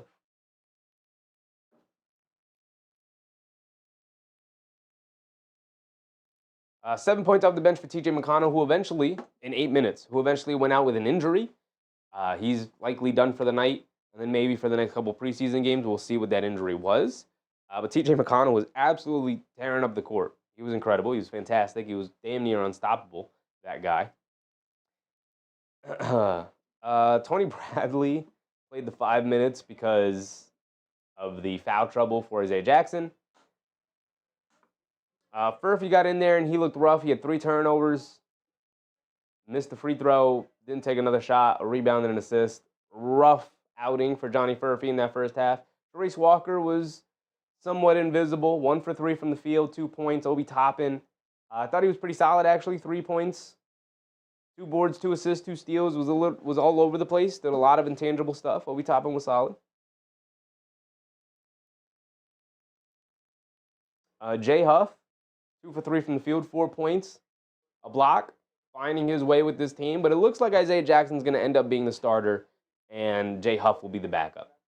I think that's how it's going to end up working out. Christopher Baskerville, what's up, Chris? TJ has a hamstring injury and won't return. Unfortunately. Thank you for the information, Chris. Unfortunate for TJ McConnell. DeLon Wright got in there, and he likely won't return either after the head injury. Talon Peter, the rookie, got in there for the final 4 minutes. Got a nice transition dunk. And who else got in there? Who was the other guy who got in there? Quentin Jackson. Quentin Jackson got in there for the final minute after the DeLon Wright injury. Didn't do much in his 1 minute of play. As for the Timberwolves, Julius Randle and Anthony Edwards doing a bulk of the heavy lifting here. My goodness, 7 for 16 shot attempts in the first half for Anthony Edwards. If there's anything Anthony Edwards is going to do, he's going to get them shots up. 20 points in the first half, 7 for 16 from the field, 2 for 6 from three-point range, 4 for 5 from the foul line, 1 rebound, 2 assists. Mike Conley, rough night. Hasn't taken a shot yet. Had 2 free throws, has 1 assist, 1 rebound, a turnover, 2 fouls. Mike Conley's looking washed, man. He can't be your starting point guard anymore in Minnesota. You got to find another solution here.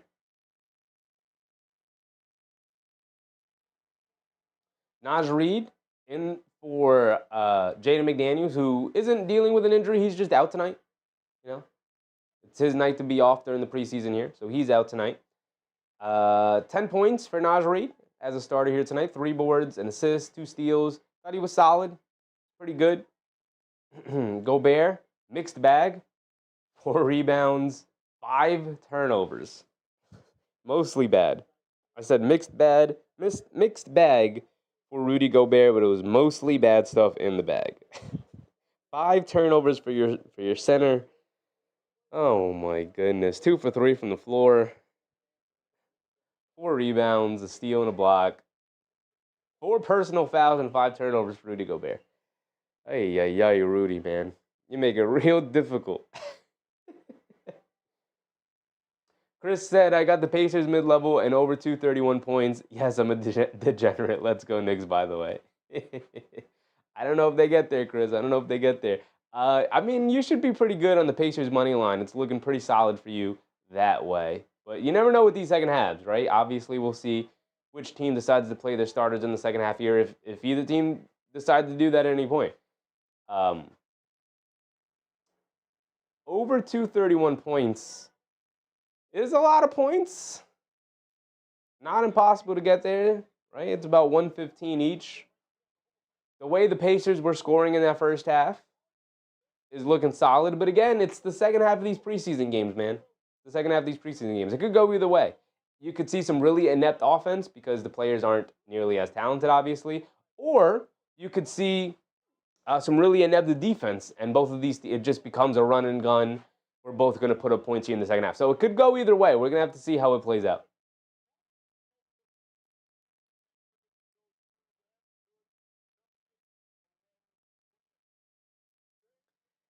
Edwards taking 16 shots in the first half is truly hilarious in a preseason game. As for what they got off the bench, not a whole lot. Jalen Clark, not really an offensive weapon, but his defense and tenacity was very much felt. I know DeLon Wright felt it, unfortunately. Wishing DeLon Wright a speedy recovery and that he's okay. But Jalen Clark, I thought was, if this were a regular season game, I'd be like, oh, Jalen Clark's had a good first half. But it's a preseason game. But he's also fighting for a rotation spot. He's fighting for minutes and could possibly be fighting Terrence Shannon Jr. for minutes, who also played pretty well. Knocked down 2 threes, 6 points, 2 assists, a little bit of brought a little bit of energy to the team when he was out there. Got them out and running. Rob Dillingham, rough night, same as Mike Conley. It's gonna see. Are we gonna go to Bones Highland? He is active tonight, I believe. Gonna go to Bones Highland at any point, right? Do we just at some point go to Bones Highland over Rob Dillingham? The Rob Dillingham experience has not been very good in the preseason so far. Not been great. Right right? So the second half, we'll probably see some Enrique Freeman, the rookie Joan Behringer. Bones Highland, we'll see. Maybe some Johnny Juzangi as well. As for the Pacers, do we see James Wiseman? We'll see some more Talon Peter. We'll see some more Quinn Jackson. Maybe some Johnny Furphy as well.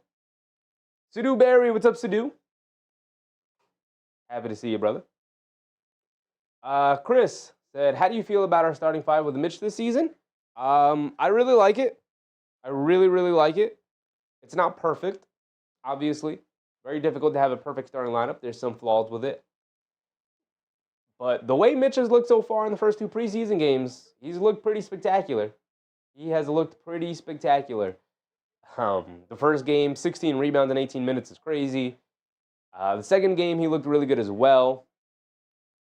Running the floor, getting easy lobs. Like Lob City might be back, and the Gotham Lob might be back with the Knicks. So I'm liking it. I'm a huge Mitchell Robinson fan, Chris. I'm sure you know that. I've waxed poetic about Mitchell Robinson enough last season upon his return. I have a whole short called Celebrating Mitchell Robinson Day when he finally made his season debut coming back from the injury. I love Big Mitch. But, you know, like the beauty of Mike Brown, I will say this. And I've said this before, so apologies if you guys have heard me say this a million times, but part of the reason why the starting lineup was such a big deal last year with Tibbs was because of his refusal to make simple substitutions, right?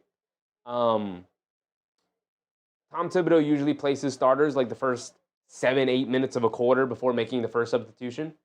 You're going to see a lot more substitutions from Coach Mike Brown, the new coach. Even in the second game, I noticed that he did this thing where a lot of coaches do this. It's not like revolutionary or anything, but like that's the thing with Tom Thibodeau that got very frustrating very quickly was like these aren't like we're not asking you to reinvent the wheel with a lot of his substitution patterns. It was just like do the simple things that every other team seems to be doing.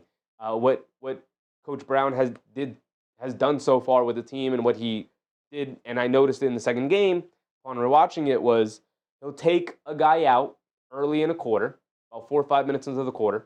They'll go 4 or 5 minutes into the quarter, and then they'll bring them back in the same quarter, like multiple substitutions in a quarter. Like Tom Thibodeau was making one substitution in the quarters, you know? And it's 2025, and we just have more knowledge, more data backing up the fact that cycling guys in and out to keep the energy level as high as possible throughout a 48-minute basketball game is the best thing you can do, right? So in saying that, I simply say it was more important when Tibbs was the head coach who the starting lineup was, because we knew that lineup was going to start the first 8 minutes or so of the game. With Mike Brown, I think it's a little less important who starts and more so what the rotations look like. And what lineups he goes to and what lineups prove to be the best. But he's the kind of head coach who has no issues experimenting. So it's going to be interesting to see as the year goes on, because we already saw in the preseason, he tried a 3-guard lineup, very interesting. He's tried double bigs, he tried Yabusele at center. Like he's going to try things as the season goes on. Jamar, what's up, Jamar? Are the Wolves playing the starters in the second half, or are they done? Do you know by chance? I don't know, Jamar. I can't tell you for sure. I hope they do, because it would make it more interesting, but I doubt it. So far, the trend, Jamar, during preseason games is usually starters play the first half with somewhat regular rotations, and then in the second half, the backup guys start the second half, and then you try to sub in as many of the end of bench guys as you can, just as a, you give them a run. You see if you have anybody, a diamond in the rough. JP, what's up, JP? Who do I have? Probably Pacers are probably going to take this one. They look really good so far. But you never know in these preseason second halves, right? Just looking out on the court, I'm not saying any of the Pacers starters were warming up, so I think the Pacers starters are done. Roger G. Wall, what's up, Roger? Happy to see you, brother. But look, they put up the first half stats here. Indiana with 18 fast break points. So they still have their style of play still there. David Osh Jr., what's up, David? Checking in, watching the Yanks. How can you watch that, David? How can you watch that? Let me go real quick and just check this. It's 6-3, top of the fourth. I guess it's not insurmountable. It's 6-3, but you gave up 6 runs already, top of the fourth. Like, what are we doing? What are we doing? Rodon, was he terrible? Did he just come out and was bad? If I go to the box score real quick.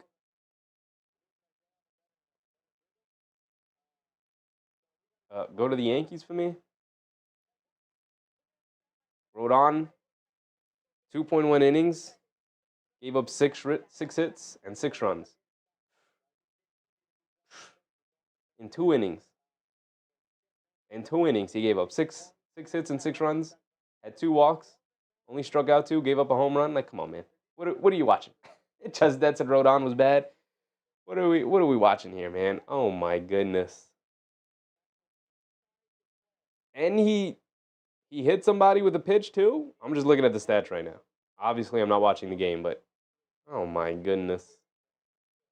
What a disaster. What a disaster end for the Yankees. Just that said, Cruz is in. You would like him? Cruz is a gamer. That's cool. I hope it works out. I mean, I could see here he's already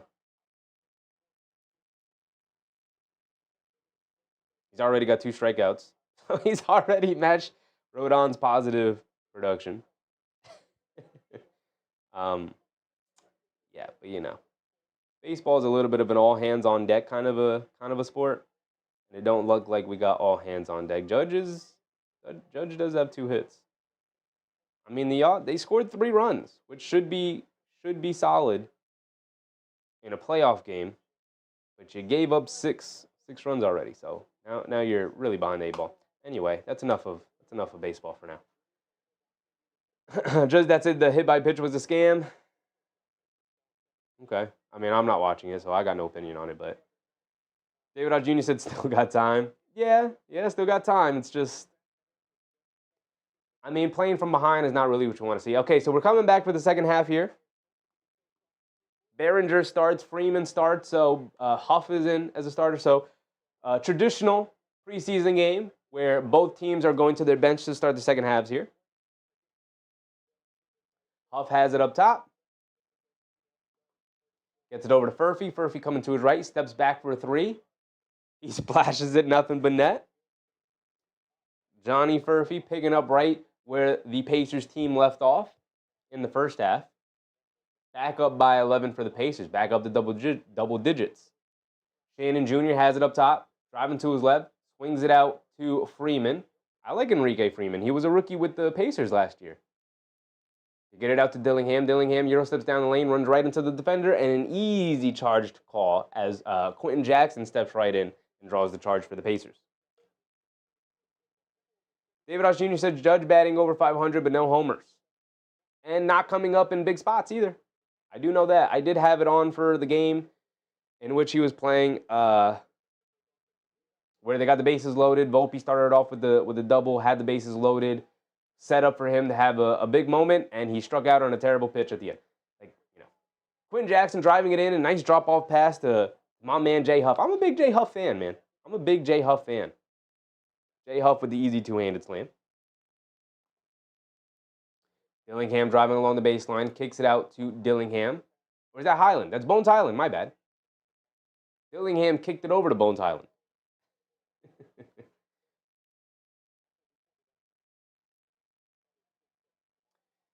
Finn, how would you rate the chances of the Knicks to win 72 games? As Furphy drives it right to the rim, right past Freeman, gets fouled by Freeman. Furphy had bad intentions going in with 2 hands, looking for a big highlight dunk. Gets fouled by Freeman. It's going to send him to the foul line for 2 free throws. What chances would I give the Knicks to win 72 games? They got maybe like a 2% chance. A little bit higher than 1%, maybe a 2% chance. David said Cruz Street 3 strikeouts. All right, let me know. Let me know if they start to make it interesting, David. Let me know. Furphy knocks down both free throws. Furphy getting active. 5 quick points to start the second half here.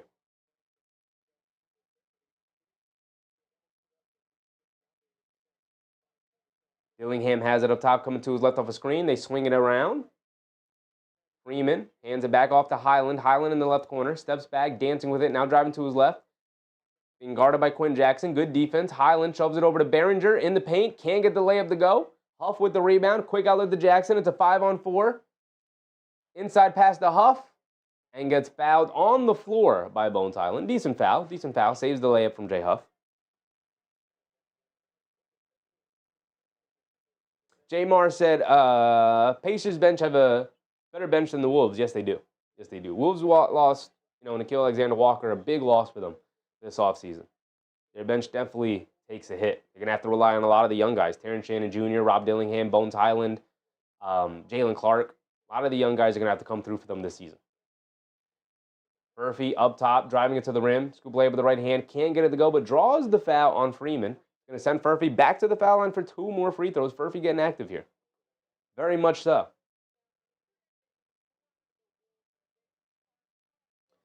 Just that said, the dunk is officially back this year. I hope. I hope we have a very entertaining season. A highlight-filled season. Furphy knocks down his first free throw. He's got another one coming.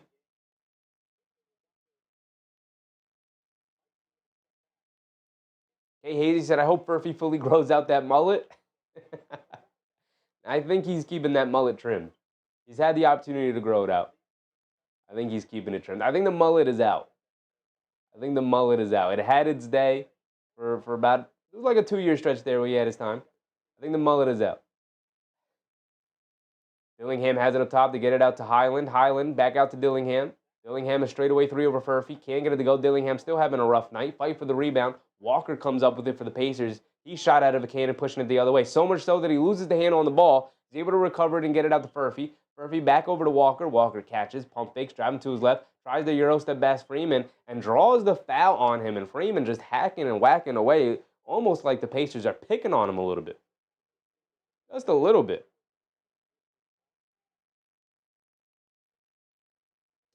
Chris said, my Giants will be okay. I like Dart and Scatterboom moving forward. It's a good start. It is a good start. Scatterboo is good. Dart, we'll continue to see him developing, obviously. Walker out of the right wing. A sidestep, step back, right wing 3. Rattles it in for Jarace Walker. And just like that, Pacers up by 20. Gotta make sure my score is up. Or that was a long 2. His toe was on the line.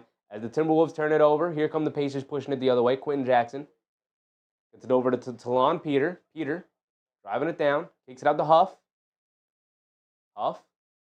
That's a double dribble by Huff. No one caught it. Behringer, good defense on him, but at the last second, Huff hit Johnny Furphy cutting along the baseline, and he gets a nice layup out of it. Excellent movement from Johnny Furphy there to give Huff an outlet. And we get a timeout here from the Timberwolves, and this is blowout territory here. 22-point lead is opened up for Indiana with no sign of slowing down, as they do have the better bench. Just as that said, highlight dunks and bench-clearing brawls like the 1990s NBA. Okay, maybe not bench-clearing brawls, but maybe a couple of scuffles. Maybe a couple of interesting scuffles.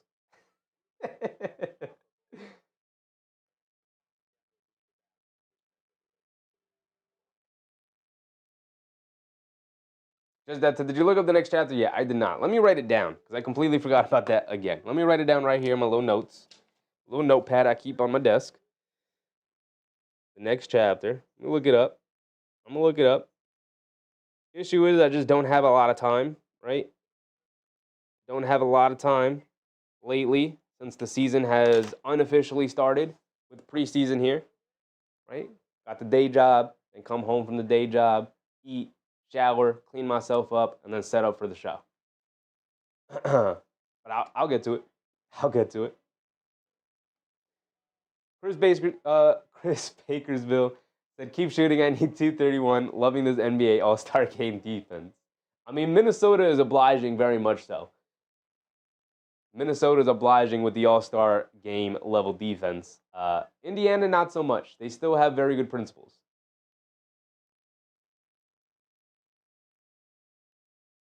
Alex said both teams picking up where they left off. I mean, Indiana more so than Minnesota. Minnesota, they left it there, but they haven't picked it up. They haven't picked it up. My man Roger G. Wall, yes sir. Appreciate you, Roger G. Wall, for becoming a member. Appreciate you, Big Raj. Very much appreciated, my man. Very much appreciated.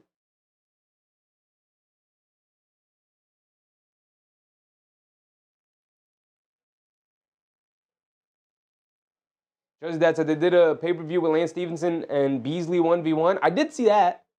I did see the highlights of that. Saw the highlights of it. I didn't watch the whole thing. I didn't know that's what it was called. I did see that. I didn't see anything else. I just saw that.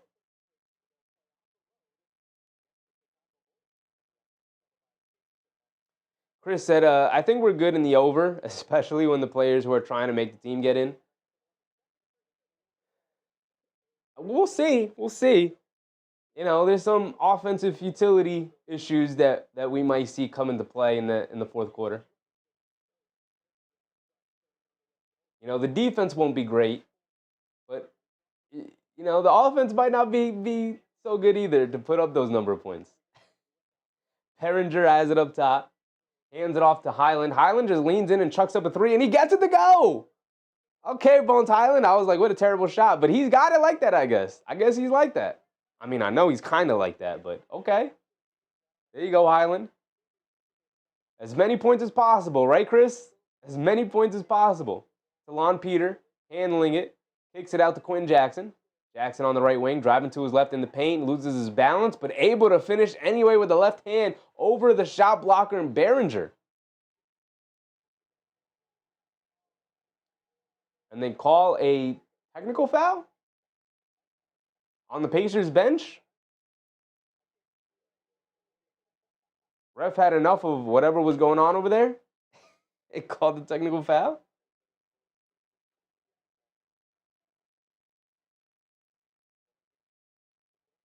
Dillingham driving it in, can't get the finish over Peter, pulls it back out.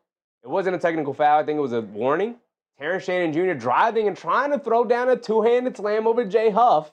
Gets fouled and he can't get the finish, but you might be right. You might be right, Justices, that Dunks may be back. We're going in looking for damage. It is early in the season. Everybody's got fresh legs, but so far in this game, a lot of guys going in looking for some damage.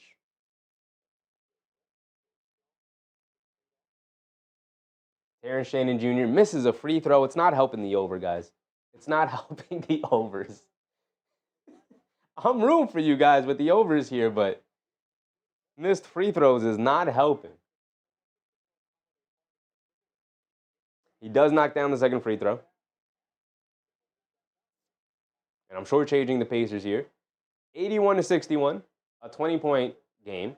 Highland guarding Jackson up top. They get it over to Huff. Huff up top being guarded by Behringer. Huff is just going to take him, throws it behind the back pass right to Terrence Shannon Jr. He saw it coming all the way, picks it up. They shovel it over to Dillingham, kicks it out to Terrence Shannon. Now, extra pass over to Highland, who's the knockdown three-point shooter. Can't get it to go. It was a good decision, but he can't get it to go. Huff blocks Behringer at the rim.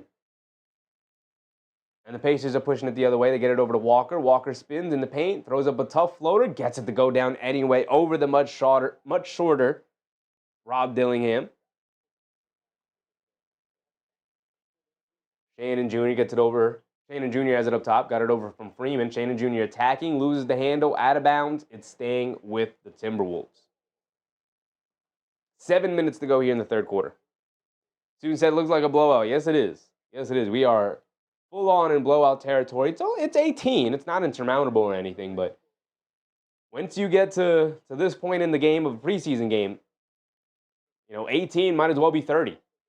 Rob Dillingham driving it in with the lefty finish. Nice finish from Rob Dillingham there. Finally, a positive play from Rob. He's had a rough night tonight. Walker gets it over to Furphy. Furphy had an explosive start. Has been quiet since. Drives to the rim. His scoop layup goes off the side of the backboard and then knocked out of bounds by... Who was that? Knocked out of bounds by Shannon Jr.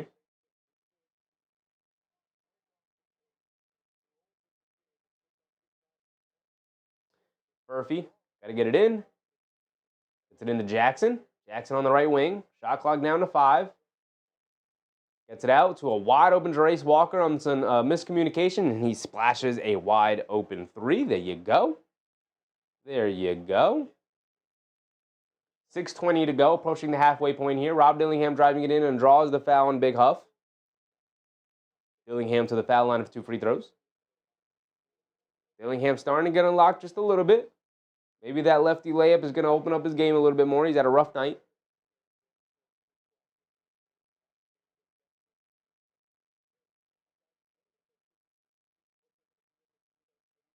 Rob Dillingham at the foul line for 2 free throws. Misses the first free throw. Missed free throws not helping the over, Chris. That's 2 missed free throws here. 1 from Shannon Jr., now 1 from Dillingham.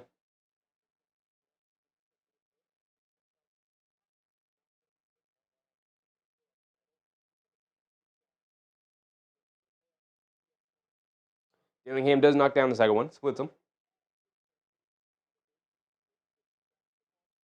Approaching the 6-minute mark, the halfway point of the third quarter. Jackson gets it up top to Furphy, gets it over to Huff. Huff up top, hits Furphy, come back door. Shannon Jr. saw it coming once again. He is reading the mind of J. Huff here. Dillingham spins, kicks it out to Bones Highland up top. Highland gets it over to Freeman. Now back to Highland. Highland's going to dance with it. Now over to Freeman. Freeman has it up top. He's going to dance with it. Tries the crossover on Walker. Gets it stolen right out of his hands. Walker, nice tip pass to Furphy. Oh my goodness, Furphy with the athletic one-handed tomahawk jam on the fast break, pushing it quickly the other way. Highland misses the left wing 3. And here come the Pacers pushing it back the other way. Jackson gets into the paint and throws it right into Highland's hands. Highland bringing it down, split the defense, and then gets tripped up in the backcourt. Highland is competing, man. I do like his compete level right now. He is competing for sure. He is trying to win a rotation spot here. And he's got a pretty good chance of it with the way Rob Dillingham has performed so far.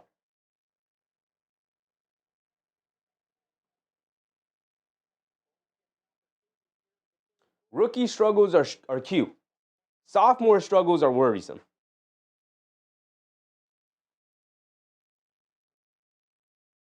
Rookie struggles are cute. Sophomore struggles are worrisome. Rob Dillingham needs to pick it up because time in the NBA is very, very short. Even though he was, the 7th, 8th pick in the draft, if you don't start showing more than just signs by year 3, we're out. We're out. The NBA moves way too quick, brother. Moves way too quick.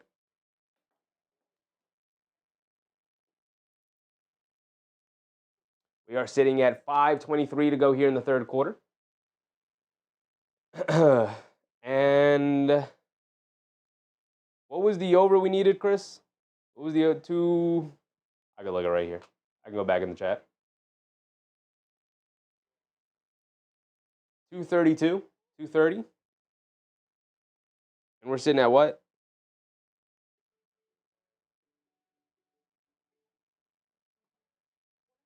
88-64. Sitting at 152.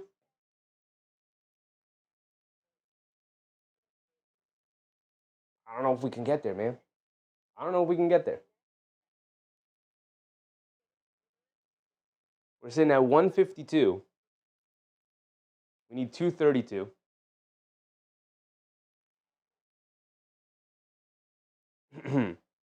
So we're 70 points shy. Yeah, we can get there. Yeah, we'll get there. We'll get there. Yeah, we'll get there for sure. We'll get there. I mean, the Pacers are doing their part. You need the Timberwolves to pick up their pace. Pacers are going to get there for sure. You need the Timberwolves to pick up their scoring now. Chris said depends on this quarter ends. True, true. You need the Pacers to dial back their defensive intensity right now. And you need Bones Highland to get hot. You need somebody to get hot. You need somebody to get hot here.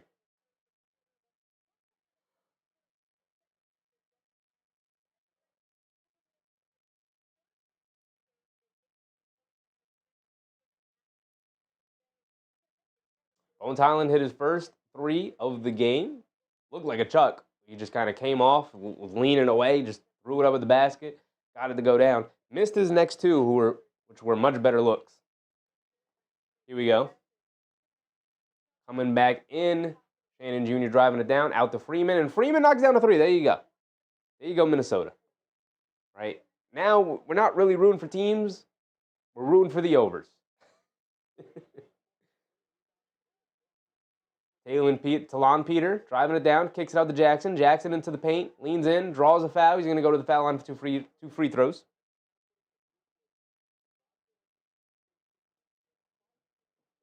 Right? We need to see these three-point shots start flying, man. We need them to start flying. Student said might as well be 30. Sudu Barry said 210. They're going to get the 210. 210, I think, is a lock. 232, that one they got to work a little bit for. Not Highland. Quentin Jackson knocks down his 1 free throw. Got 1 more coming.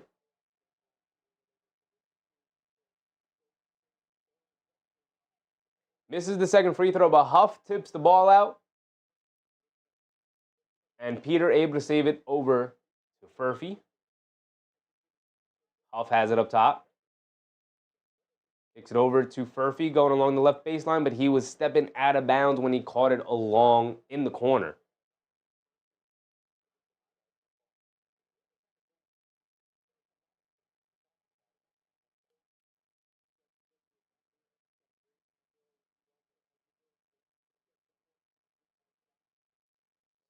Chris said Judge can be a hero. Is Judge in a good spot again? Judge up in a big spot? All right, here we go. Here we go. Let me know how it goes. Let me know how it goes.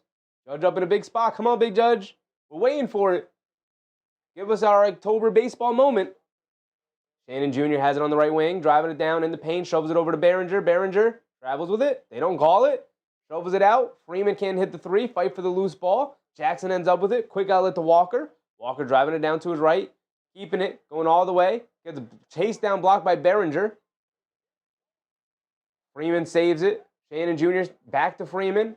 Out to Dillingham. Cross-court pass to Highland. Highland leaves it off to Shannon Jr. Shannon Jr. on the right wing. Dancing with it against Peter. Peter, a pretty solid defender. Shannon Jr. kicks it back to Highland. Wide open left corner 3. Gets it to go down for Bones Highland. The 3-point shots are a-coming, y'all. They are flowing.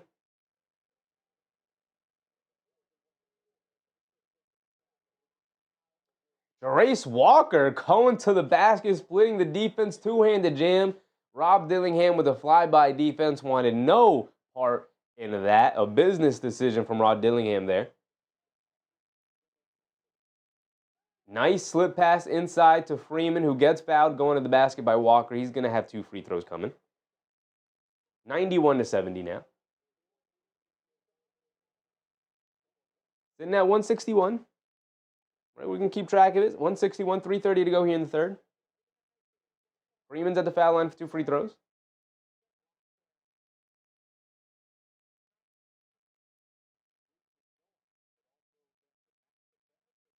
That's not Freeman. That's Johnny Juzang. Excuse me. Johnny Juzang was the one who also knocked down the 3. Chris said free throws help. They're free points. They don't call them free for nothing.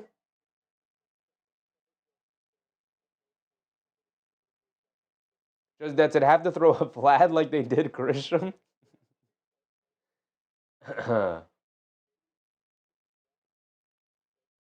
Judge Dinger, 6 for 6. Okay. There you go. Right? Solid, right? What did that do? 6 for 6 is great. He's having himself a night. If only we had pitching. If only we had pitching. If only we had somebody going tonight.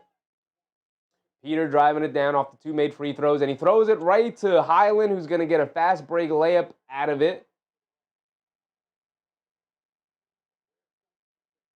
And we got a lot of the end of the bench guys in now.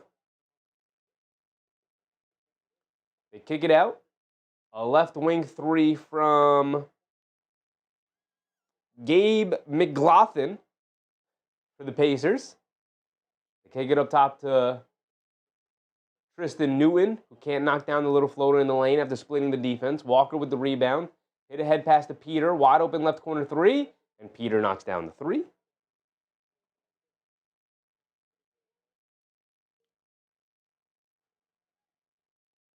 Homer Judge? What did that do? I guess I could look up the score, but Timberwolves miss a shot on one end. Pacers pushing it the other way. And we get a foul. Intentional foul. We're going to send, who is that, to the foul line? Is that Wiseman? We're going to send Wiseman to the foul line. 6-6 to tie the game. There you go. There's Aaron Judge's big moment, right?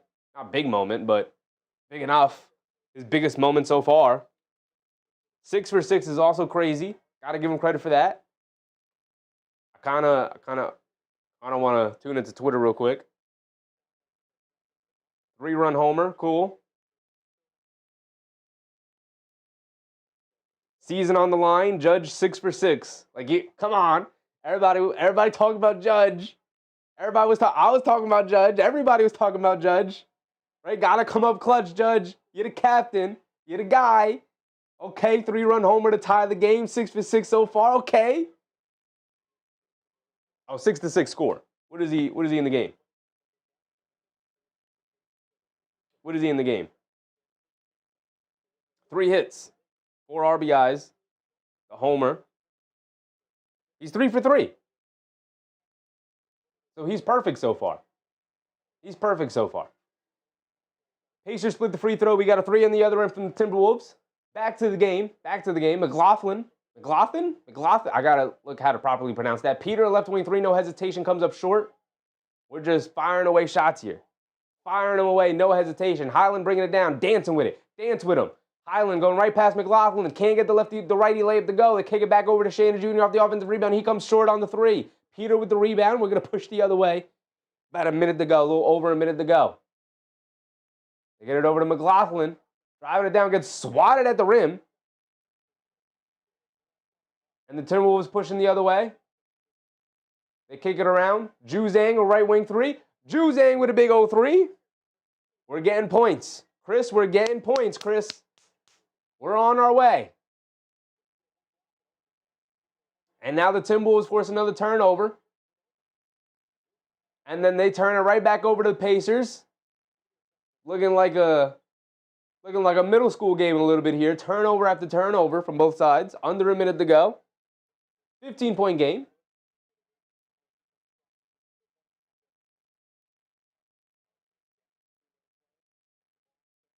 RJ Dennis driving it down. Wild shot. Can't get it to go.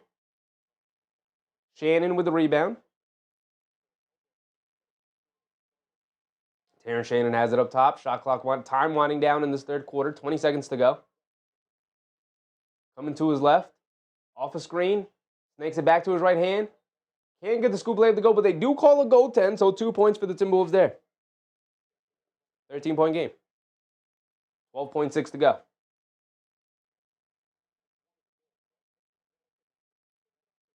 David said Yanks need to sit Rice and put Goldsmith in.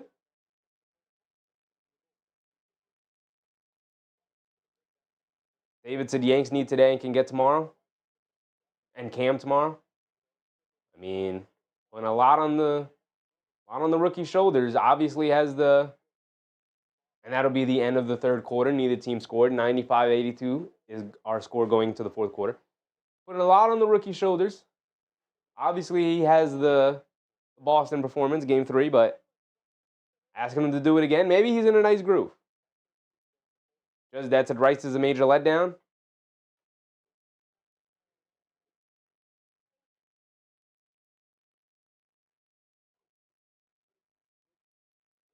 Yankees bats starting to wake up.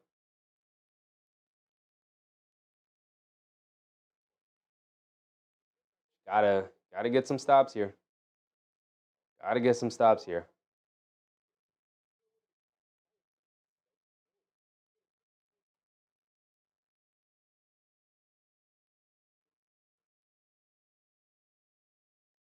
Shane Bieber and Carlos Rodon, both of them put up stinkers today. That's great. Needed Rodon to give you give you something. And you would have put yourself in a really nice spot.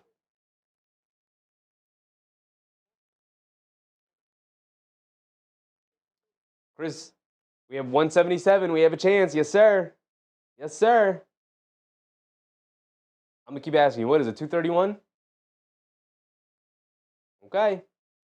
Okay.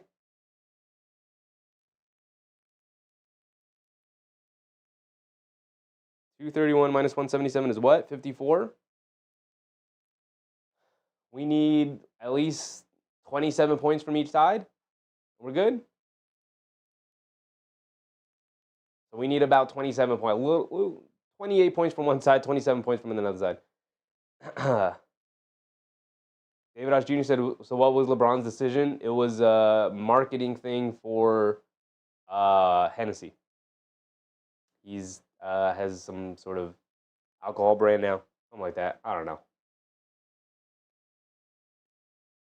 Chris said they scored 50 every quarter. They have scored 50 every quarter. It was 37-29, 28-28, 30-25.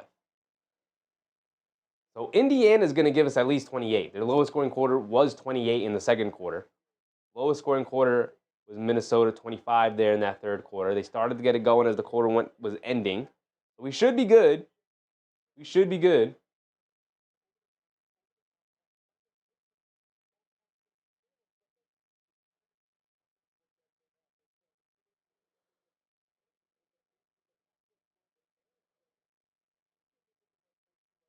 Chris said, let's get some threes and some free throws. Yes, sir. Yes, sir. Rob Dillingham is back in, and that's not a great sign. He's not been very good tonight. Dillingham up top. Maybe he can get it going here. They get it over to Juzang, a straightaway three. Johnny Juzang. Yes, sir. UCLA legend, Johnny Juzang. Coming down the other way, the Pacers miss a layup. Wiseman misses a layup. They missed the putback on the follow attempt. Now bringing it down. Timberwolves to the basket. Foul on the floor before the shot attempt. Who is this bringing it down? Newton. Tristan Newton bringing it down. Tristan Newton from UConn?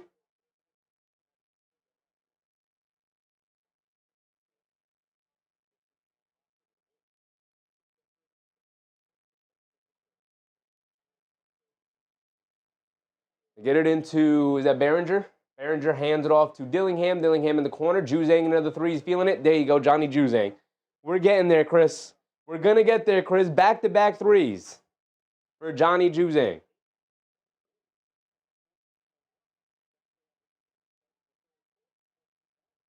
Murphy with the pass fake, driving it down in the corner. Now up top to Ray J. Dennis. Dennis can't get it to go. Fight for the loose ball. Behringer had it, lost it. Timberwolves end up with it. We're pushing the other way. Newton driving it down. Kicks it out to Dillingham. Pump fakes. Half spin. Driving it down. Puts up a tough floater. Can't get it to go. Offensive rebound. Foul on the floor, though. So it'll stay with the Timberwolves. 10:50 to go.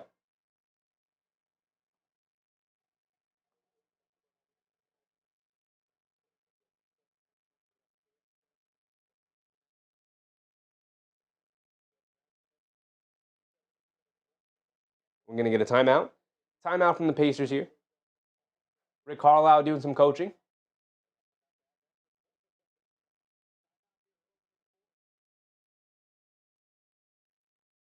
Not going to lie, the Pacers have three guys out there who look very much alike. Very much alike.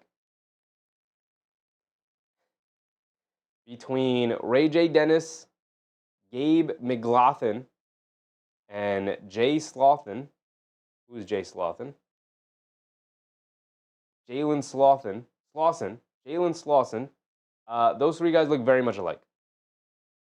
Look very much alike. Especially considering I don't know any of them. They look very much alike. Very hard to differentiate between them right now.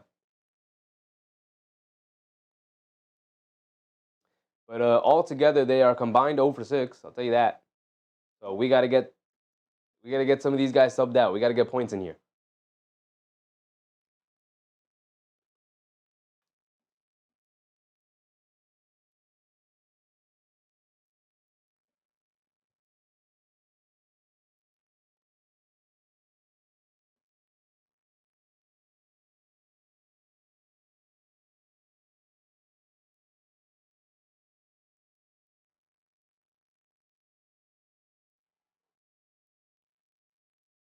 JP said, I need Pacer to get it together and stop throwing random shots. It's my last parlay. Well, they got 3 guys who I'd never really heard of, with Ray J. Dennis, Gabe McLaughlin, and Jalen Slauson out there. Johnny Furphy's got 12 points, and they got James Wiseman out there. So it's not looking pretty. They're going to have to get some substitutions in there at some point. David said Aaron Judge playing defense saves a run. That's what I'm talking about. That's what I'm talking about. That's the MVP right there. The MVP.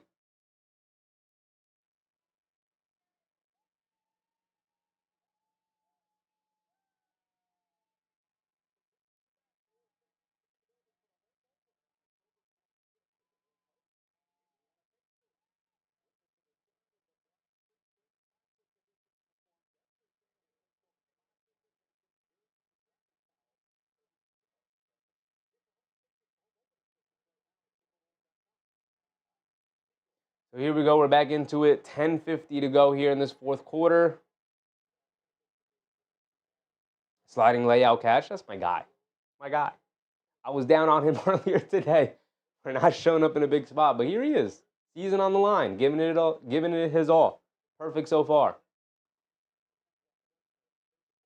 Nguyen gets it over to Freeman.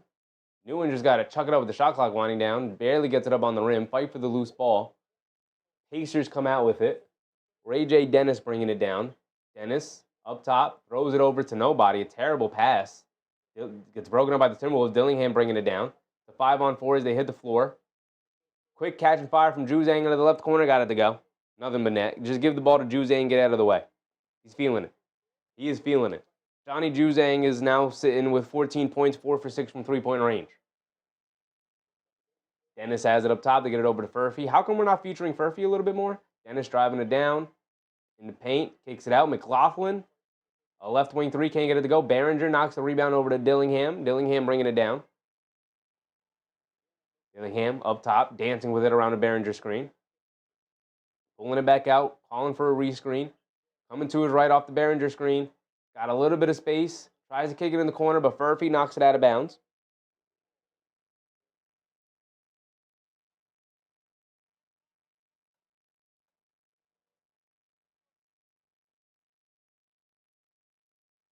Behringer has it on the right wing, on the left wing, excuse me. Hands it off to Nguyen. Nguyen with the sidestep, draws the foul. Gabe McLaughlin is going to send Tristan Nguyen to the foul line for 2 free throws. 3 points, 95-91 now. Okay, we were worried. We weren't worried about Indiana scoring. We were worried about Minnesota scoring. It's now 10-0 in the quarter. Indiana has yet to score. And we need, what was it, 52? 52 this quarter? Or 54? 55.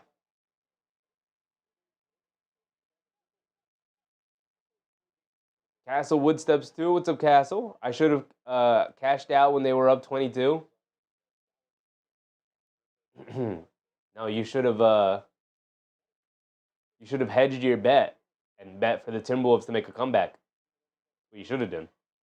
Nguyen knocks down all 3 of his free throws. Or was it 2 free throws? 95-93. It's a 2-point game. Furphy has it in the paint. Forced to kick it out. Up top to Dennis. Dennis back to Furphy. Quick catch and fire out of the right corner. Gets blocked. Gets blocked by Juzang. And they call an offensive foul on Elise Johnson. Bowling over the defender. Okay, Hazy said Indiana's about to have a playoff-type comeback. It's preseason. They got a guy by the name of Ray J. Dennis out there. They got Gabe McLaughlin out there. They got Jalen Slauson. You know, I don't know if they got it in them. Dennis gets fouled going to the basket. I think it's on a pass. Should be on the pass. Castle said I got Pacers by 11 plus. Doesn't look good, brother. Not looking good. I guess they say it was in the shooting motion. They're going to send him to the foul line of 2 free throws. Knocks down the first one.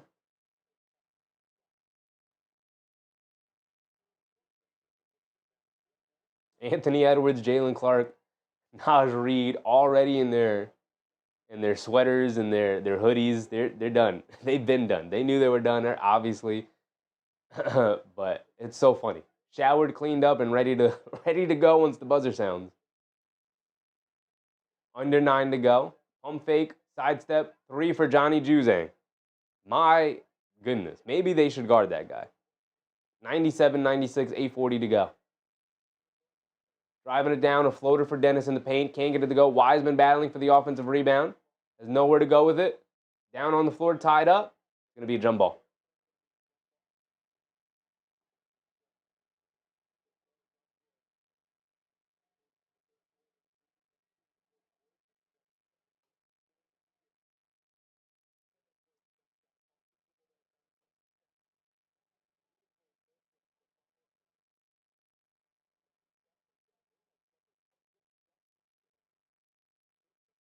Yankees got out of that inning, not giving up a run. You'll love to see it.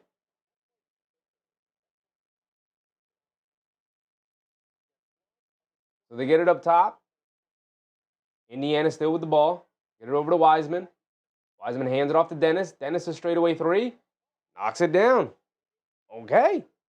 Ray J. Dennis.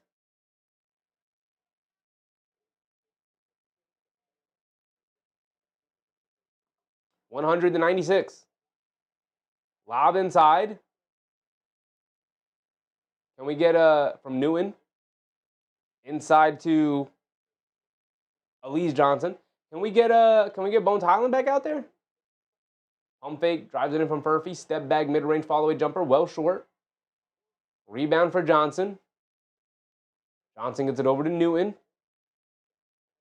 Newton has it on the right wing, dancing in the paint, puts up the floater, can't get it to go. From the Pacers pushing it the other way. Dennis driving it down. He throws a lob into Wiseman for a two-handed slam. Okay, now we're getting the Pacers scoring. But it feels like only one side can score. We need back and forth scoring. Dillingham driving it down, puts up the floater. Can't get the floater to go. Come on. Getting very makeable shots here. We're sitting at 7 minutes to go here in the fourth quarter. It's not looking great. Not looking great. McLaughlin, cross-court pass. Nice pass to Slauson, wide open in the left corner. Can't get the 3 to go. Wiseman knocks the rebound out. Right to Johnson, and then knocked out of bounds by Dennis Johnson. By Ray J. Dennis. Jeez Louise. David said, Penn looking good so far. No Weaver, please. Chris said, this is why you don't bet preseason. Trusting players you never heard of. Yeah, you got me over here rooting for you, Chris. I'm over here rooting for McLaughlin, Ray J. Dennis, Jalen Slauson to make something happen. I have no clue what these players are capable of. I've never even heard of them. Rooting for them. Rooting for their success.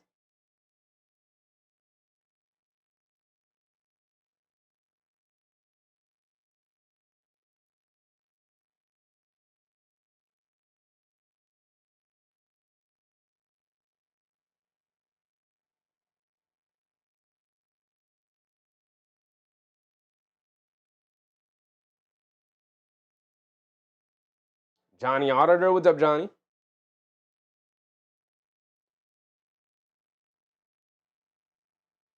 Robin Jackson with the subscription. Appreciate you, Robin. Appreciate you. I'm just seeing it now. My bad if I didn't see it earlier. Appreciate you, Robin. Hope you're having a good time tonight.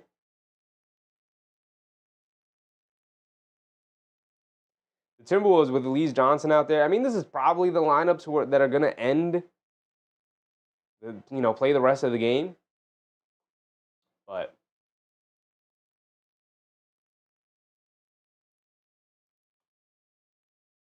so we're simultaneously also going to keep an eye on this Yankees game. Chisholm hit a home run. Chisholm home run. Yankees with the lead, baby. Yankees with the lead, baby. Every time I'm out, they pull me back in. Every time. Without failure. 8-6? It's 7-6 here. It's 8-6, David?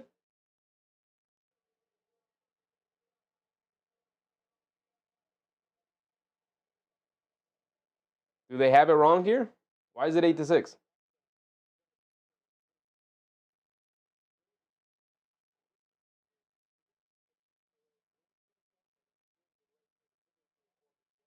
David said, "Stay with me, chef."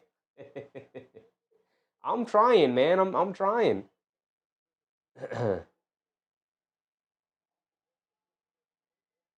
I'm trying, man. I'm trying to stay in it with them. They're not making it easy. As a casual baseball fan, they're not making it easy. I'm obviously rooting for them, but the confidence was low. Confidence was low.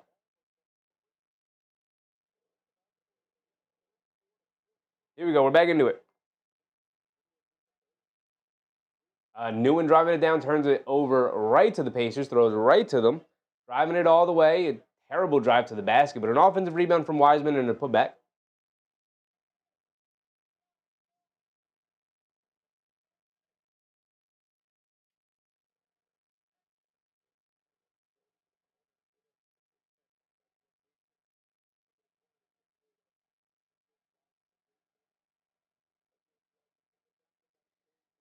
Johnson kicks it in the corner to Newman. He's going to pump fake, drive it down, gets it knocked out of his hands, but he gets fouled.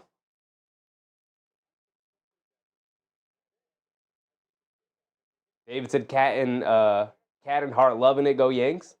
I'm loving it. I'm loving it.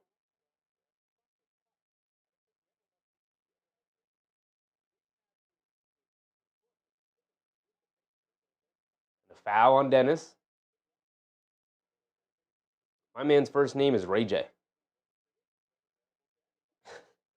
You guys didn't know. Look at this. My man's first name is Ray J. Ray, and then with a capital J at the end. Come on, man. We got to do better. We got to do better, man.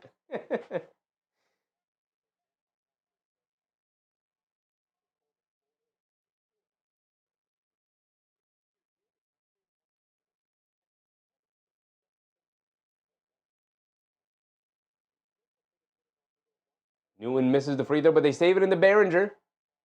Behringer with a two-handed slam. Why is my score so off? What did I miss? Did I miss a three? 104-101. Halfway through this fourth quarter here. 19-12. All right, we need like... All right, there you go. Ray J. Dennis with a three for the Pacers. We need it. We needed it. We needed a three from the Pacers side. Halfway through this fourth quarter. We're real close. We're real close, Chris. Juzang driving it down. Maybe just stick to the three-point shots, Juzang. Gets blocked going to the basket. Dennis driving it down to his left. Kicks it out. Wiseman loses the handle on the interior pass. Tries to save it. Turns it over. Juzang gets it out. Newman throws a terrible lob. Hits the backboard. Not even close. Cross-court pass to Dennis. Dennis on the left wing. Calling for a screen. 5 minutes to go now. Minutes gone by. In the corner. McLaughlin. Up top to Slauson. Back to Dennis. Dennis a three, no hesitation. There you go, Ray J. Dennis. Ray J. Dennis is giving us what we need right now. Giving us what we need. We need about 10 points from each side. 10 more points from each side is what we need. We need about 20 total more points. I think we're going to get it. 5 minutes to go. Tristan Newman leaning in, drawing the foul on Slauson. He's going to go to the foul line for 2 free throws. 3 points here. Stops the timer. 3 points here.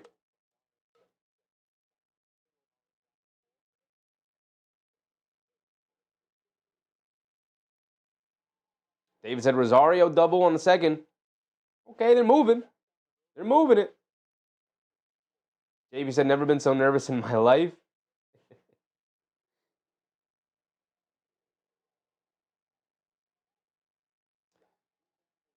Juzang takes the seat. Gotta keep Johnny Juzang out there, man. We need these points. We need these points. Newton knocks down both free throws. It's a 7-point game, too, so you may get the, what is it, plus 11? Was it plus 11, JP? Dennis has it up top for the Pacers. Coming to his left off a Wiseman screen. Kicks it out to McLaughlin. The three. Way off. Wiseman the offensive rebound. Back out to McLaughlin. Over to Peter. Over to Dennis.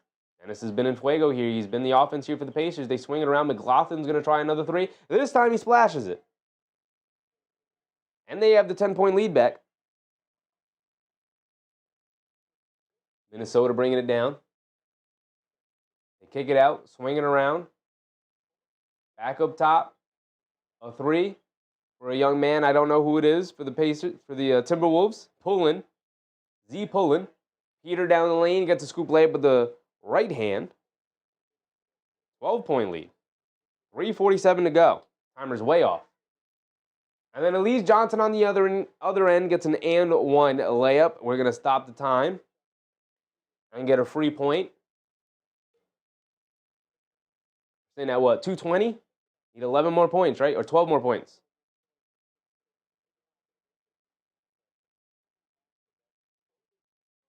It's plus 11, right, JP? I think you might get it. You might get it. It's a 9-point game now. You might get it. Might. 3:40 to go here in the fourth quarter.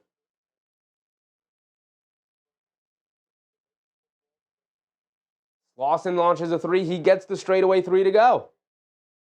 So now I'm rooting for the Pacers for you, JP, to get the plus 11. And I'm rooting for Chris to get his over. We get a foul. McLaughlin out on the perimeter, trying to guard Johnson. 3:20 to go here in the fourth quarter. They're in the bonus, so free points for Elise Johnson at the foul line here. What are we sitting at? We're sitting at 2:24. I think we're going to get there. Johnson knocks down his first free throw. I think we're going to get there. We're going to get there, Chris.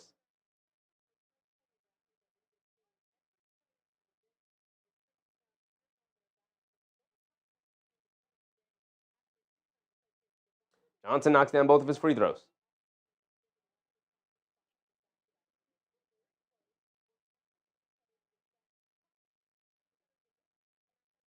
Dennis has it up top, hands it off to Slauson. Slauson gets it over to McLaughlin. See, I'm starting to recognize them now. Now I know who McLaughlin is.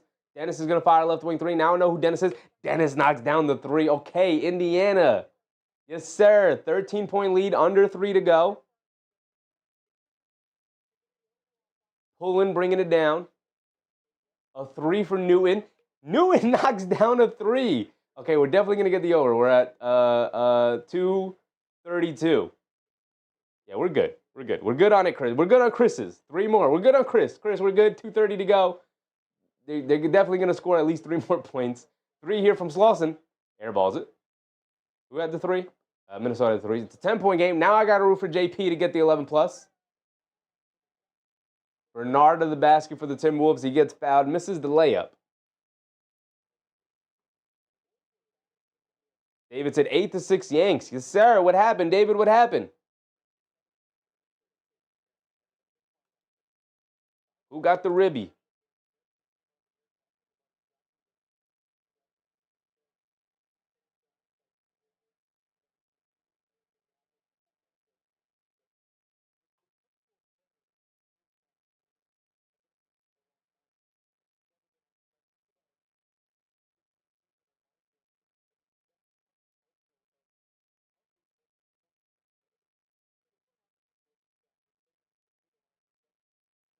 Wells ribby? Okay.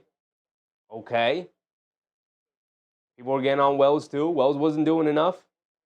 Coming through. Everybody's kind of coming through. People were getting on Jazz too for not doing enough. You know, he was obviously upset. Game 1 against Boston, not being in the lineup. And then he was finally put back in the lineup. People were like, all right, well, you were put back in the lineup. You're not really doing much than being put back in the lineup. And here he is. Here he is. Austin was too. Here he is.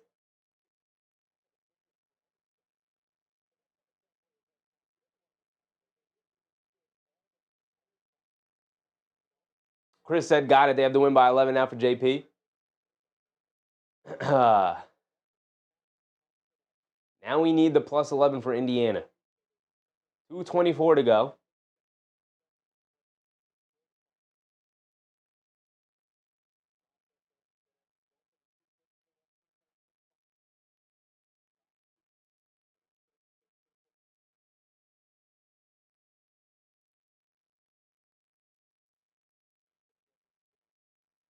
Channel no longer posting videos. What's up, Channel? Let's go Pacers. We're rooting for the Pacers to win by +11. For our guy JP in the chat. He's got a parlay going. He needs the Pacers +11 for tonight. I don't have a vested interest in either of these sides winning. It's also just a preseason game, but now I got to root for the Pacers to win. As Bernard stepped to the foul line for the Timberwolves and knocked down both of the free throws. Dennis gets it over to Furphy. Furphy gets it over to Wiseman. Wiseman back to Furphy, who loses the handle. And then a loose ball. It should be a transition take foul on Furphy. I know that's Talon Peter. I'm bagging on Furphy here, but that's Peter. That's Peter. David said, we win. I'm putting bets on Cam tomorrow. No doubt. No doubt. Rookie's got to come through. It's crazy. As Behringer knocks down the free throw. Okay. All right. We got to get some of these threes coming back.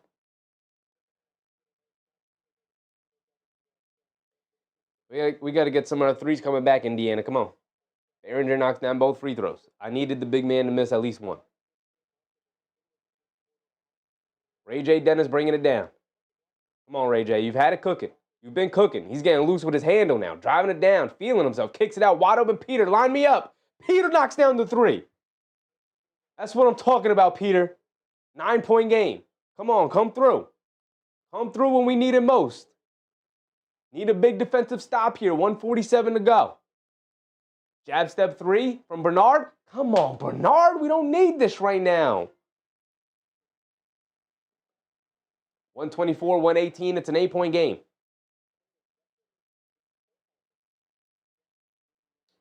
I'm crazy. It's a 6-point game. I can't do math. Tennis has it up top on the right wing. Don't dance with it. Up top to McLaughlin. Swing it over to Slauson. Hands it off to Peter. Peter over to McLaughlin. Back to Peter. Shot clock winding down. Peter dancing with it. Loses the handle. Steps back. Loses the handle again. Knocked out of his hands. And Minnesota's going to push it the other way. Draw the foul. And we're going to go to the foul line for 2 free throws in transition.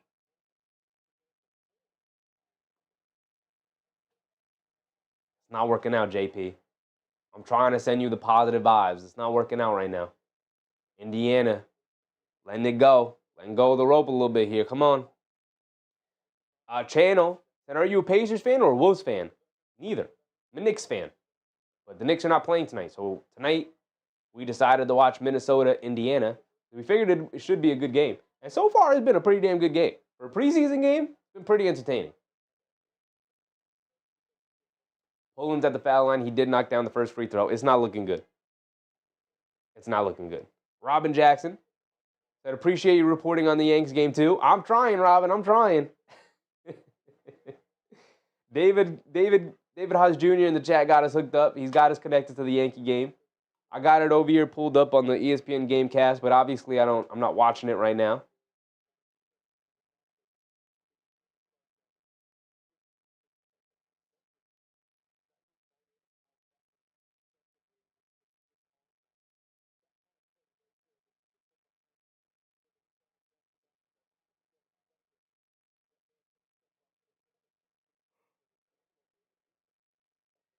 Channel said, you're a Knicks fan. I respect that. Thanks for streaming for tonight, man. Appreciate you, Channel. Appreciate you. We stream Mondays through Saturdays, and we stream whatever game is on that night. Whatever we think is the most interesting game outside of Knicks games. I stream every single Knicks game. If the Knicks are playing that night, I'm streaming it. But outside of Knicks games, we stream Monday through Saturday. We, if the Knicks aren't playing that night, we try to pick what we think is going to end up being the best game that night and stream that game.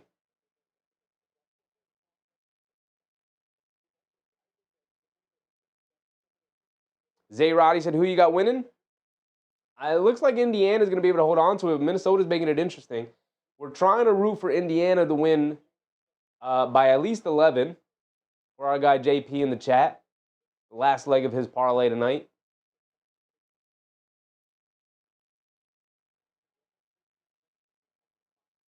Pullen knocked down his other free throw after the timeout, so it's a 4-point game. Not great. Not great. Clean 6th. Cool. Bottom of the 6th. 8-6. Good. Good. Keep it running. Keep it running.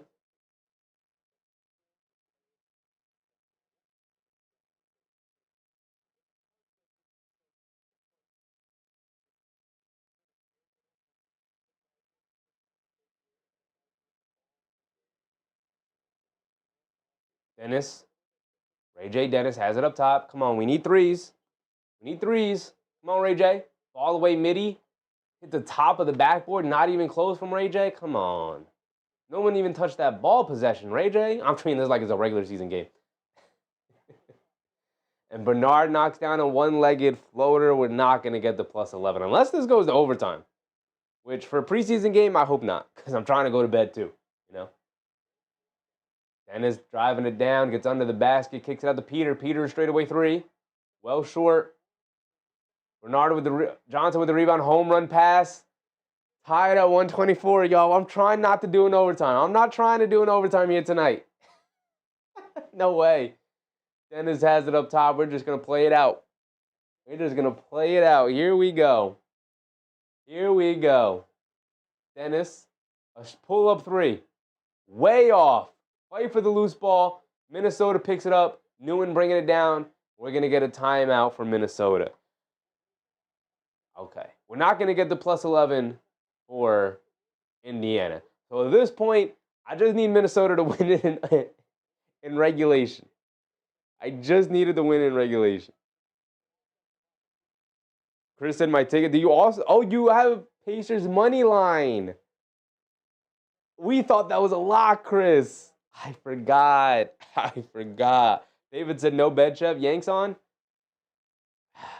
I mean, I'm gonna fall asleep to it, but I'm not staying up to watch necessarily. Like I'm gonna go to bed and I'm gonna put the game on. But I'm definitely gonna fall asleep before it ends. Crutard said, what a comeback. Of course, I'm going to be tuned in for the comeback game, for the comeback preseason game. Of course I am. Chris said, no foul, please. I can't believe we got the over, Chris, and now we're in a situation where we might end up in goddamn overtime of a preseason game. It's already 10:40. I got to wake up early. Okay. What you got for me? 16-3 run for the Timberwolves in the last 2:30. Okay, here we go. JP said, who's got the ball? Minnesota has the ball, JP. Minnesota has the ball. Ray J. Dennis came down for the Pacers on the previous possession and jacked up a straightaway three, thinking he was Tyrese Halliburton. Bricked it, side of the rim, not even close. Minnesota grabbed the rebound, called the timeout, and here we go. Minnesota with the ball. Tied game, tied at 124, 12.6 on the clock.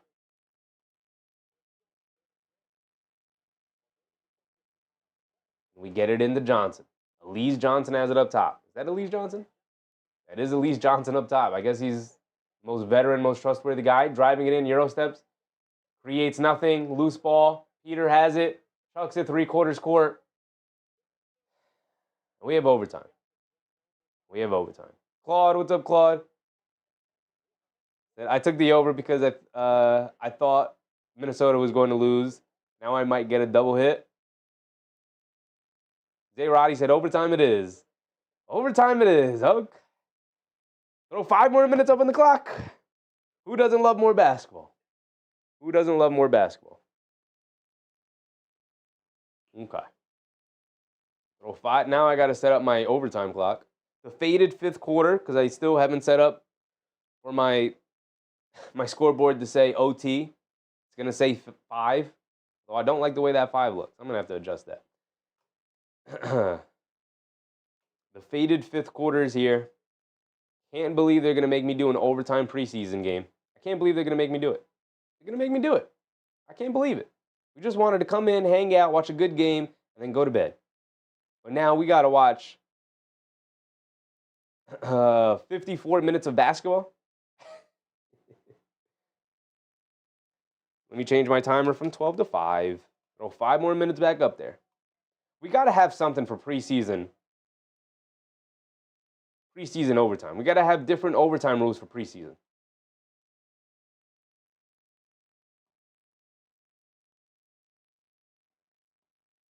We have to have different overtime rules for preseason. Chano said, how many minutes are in the overtime? 5 minutes. 5 minutes for every overtime period, Chano. Chris said 20-point lead, shaking my head. It's preseason. I didn't expect a 20-point lead to hold up. But I didn't expect a full comeback in an overtime period either. David said, Judge on third, Bellinger second, 1 out.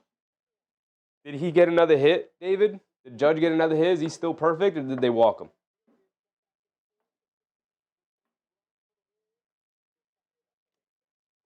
Three minutes in preseason? Oh, I would be glorious. I'll take 3 minutes. 3 minutes is fine. That's another 10 minutes or so. Claude said, I stay in Indy for the money. Let's go, Minnesota. I stay in Indy before the money. Let's go, Minnesota. Okay, I got you. I got you. We got a lot of people who have bets riding on Indiana. JP, we're not entirely out of your bet, brother. You're not entirely out of your bet in this overtime period.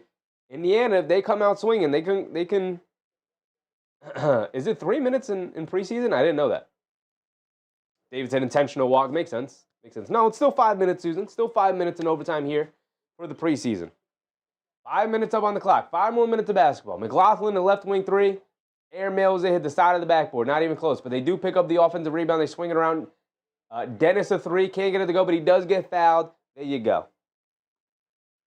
We might be back. JP, we might be back.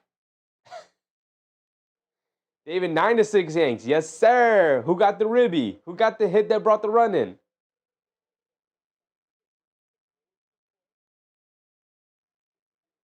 Okay, Hazy said overtime should be a shootout from half court. For preseason, maybe. I don't mind that for or the do or die. Or the do or die. JP said, I'm literally so nervous. We're not entirely out, JP. We're not entirely out yet. We still might get the plus 11 for Indiana.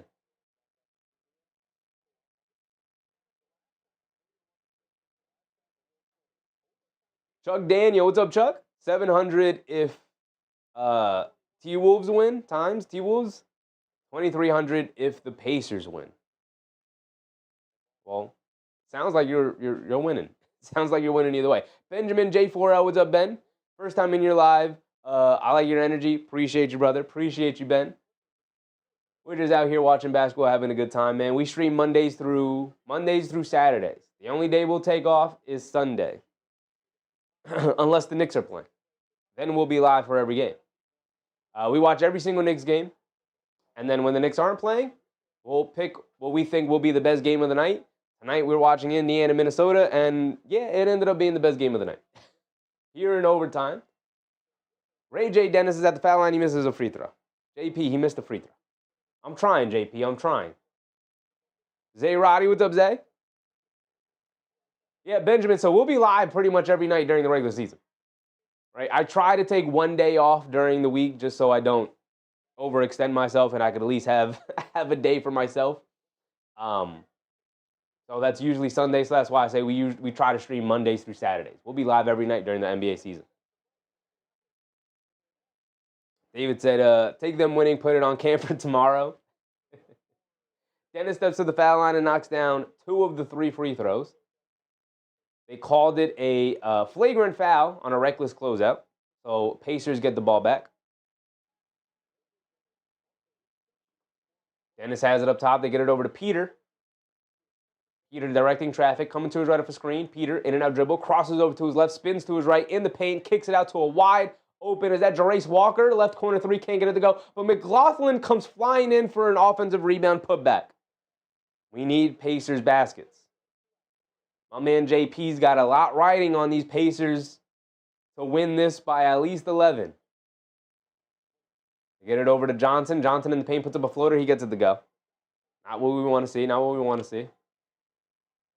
Somebody better pull away. All I'm saying is somebody, at the very least, somebody pull away. Also, we need the Pacers to win for my man Chris Bakersville because he's got the Pacers money line. We already got the over for that. Peter gets it over to Dennis. Dennis has been the go-to guy here in the fourth quarter. Can't get the running hook shot to go. Johnson with the rebound. He's bringing it down the other way. Shot out of a cannon, trying to go coast to coast. Misses the layup, but draws the foul. He's going to go to the foul line for 2 free throws. I better not see a goddamn second overtime period. One of these teams got to pull it out here. It's preseason. I should not be staying up to 11 o'clock watching preseason basketball between the Timberwolves and the Pacers here.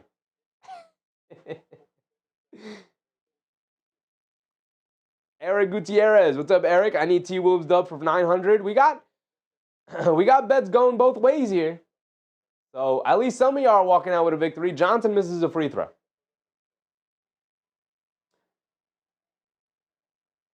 Benjamin said he subbed. Appreciate you, Ben. Hope you're having a good time tonight, brother. Hope you're enjoying yourself. David Hott Jr. said top of the 7, 9-6 Yanks. Yes, sir. You'll love to see it. You got to run up the score with them Blue Jays, man. Oh, my goodness. Ray J. Dennis runs right through the chest of Tristan Newton and picks up an offensive foul. All going the other way. Zay Roddy also with the subscription. Appreciate y'all. Thanks for hanging out with me tonight, man. I hope y'all are having a good time tonight. I'm having a good time. I wasn't necessarily looking too much around. I wasn't looking forward to watching this game tonight because it was like, preseason game between the Pacers and Timberwolves. How much fun can this game be? Turned out to be a really fun game. Where are we at? Who has this? Bernard has it for the Timberwolves up top after turnover from the charge. They swing it around. Right corner 3. Knocks it down. Who was that? Was that Freeman? Enrique Freeman back in. He knocks down the right corner 3, giving the Timberwolves the lead. It doesn't look like we're going to get that plus 11. But Jarace Walker's in the game. Dancing with it. Spins. Kicks it out to a wide open Slauson. Slauson a 3. He splashes it nothing but net. Going 3 for 3 here. Euro step down the lane for Freeman. Freeman knocks down the floater. Was that Freeman? No, that was Pullen. Excuse me. Pullen knocks down the floater, and now we're tied at 131. We better not get a second overtime. We better not do it. Around town, what's up around town? You're calling for the double overtime? Come on, man. Jarace Walker, Euro steps down the lane, can't get it to go. Johnson with another rebound. Where are we at? We're tied up. And Tristan Newton has it on the right wing, attacking to his left in the lane. Got nowhere to go. Kicks it out to Bernard. Bernard driving it to his left. Scoop it up off glass. Got it to go. Was off balance. Looking for a foul call. Flipped it up at the rim anyway, and he got it to go. So now Minnesota back up by 2. As I drop my mic. You guys know it's not a real Sheffy show unless I drop the mic. Dennis driving it down. Kicks it in the corner to Slauson. He's feeling it. Oh, he's feeling it. I've never heard of Jalen Slauson until tonight. My man's feeling it right now. Back-to-back threes, and I don't think either 3 touched the rim. Tristan Newton to the basket. Can't get the scoop layup with the right hand to go, but he does draw the foul. He's going to go to the foul line for 2 free throws. And I stopped the timer. I never restarted the timer. We got 1:45 to go here in the overtime period.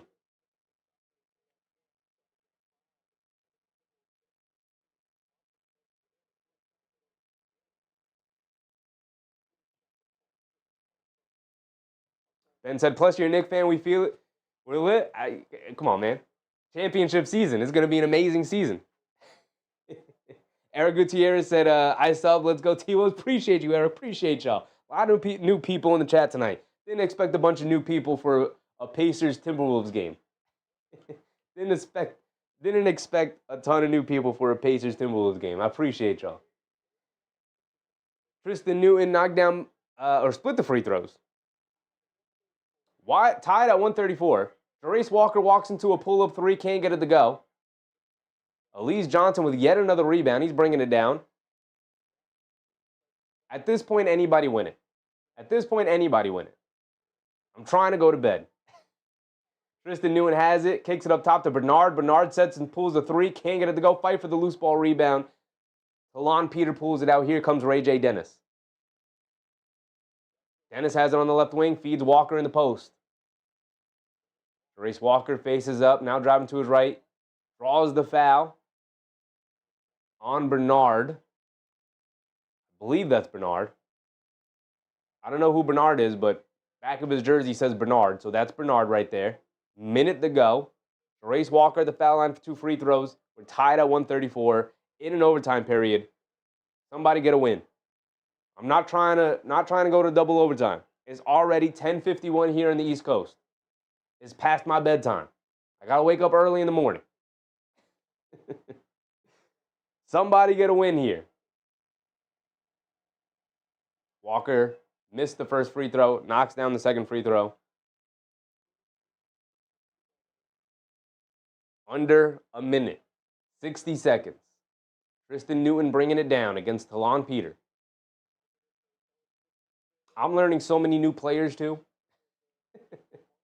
Pull in, step back, mid-range, foul line jumper, can't get it to go.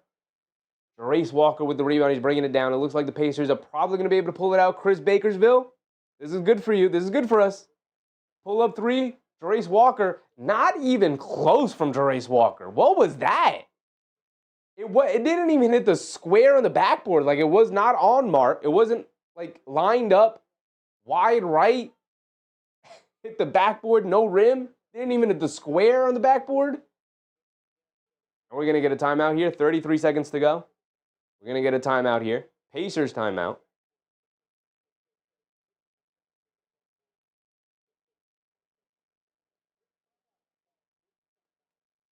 David said, finally we get Vlad out. Beautiful. They're feeling the pressure. They're feeling the pressure. That's all I'm saying, David. They're starting to feel the pressure.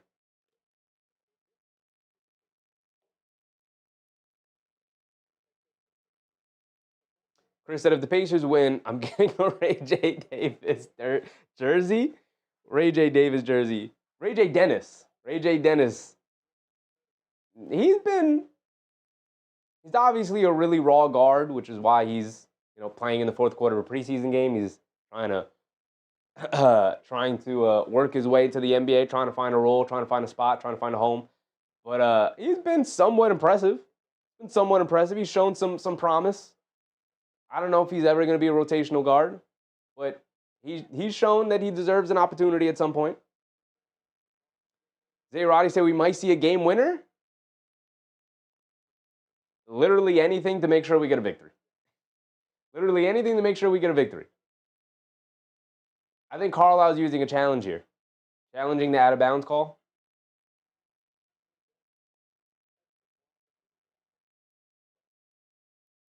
Eric said Johnson about to hit the game winner. We saw Johnson try to hit the game winner at the end of regulation, and it was not pretty. Did not create any separation, did not create a good look for himself. And just had to chuck it up at the basket.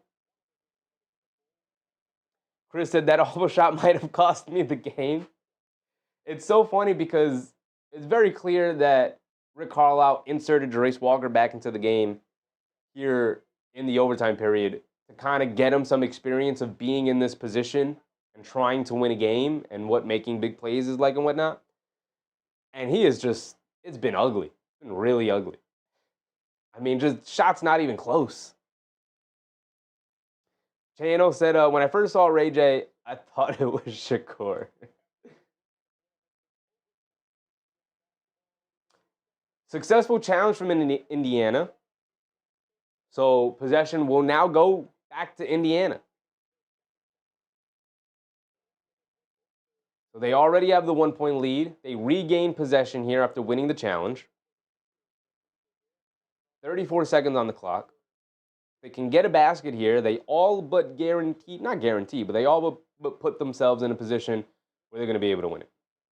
Jay Hammer said 6 a.m. in Israel. 6 a.m. Brother, what are you doing up at 6 a.m. watching a preseason game? I appreciate you. Don't get me wrong, Jay Hammer. I very much appreciate it.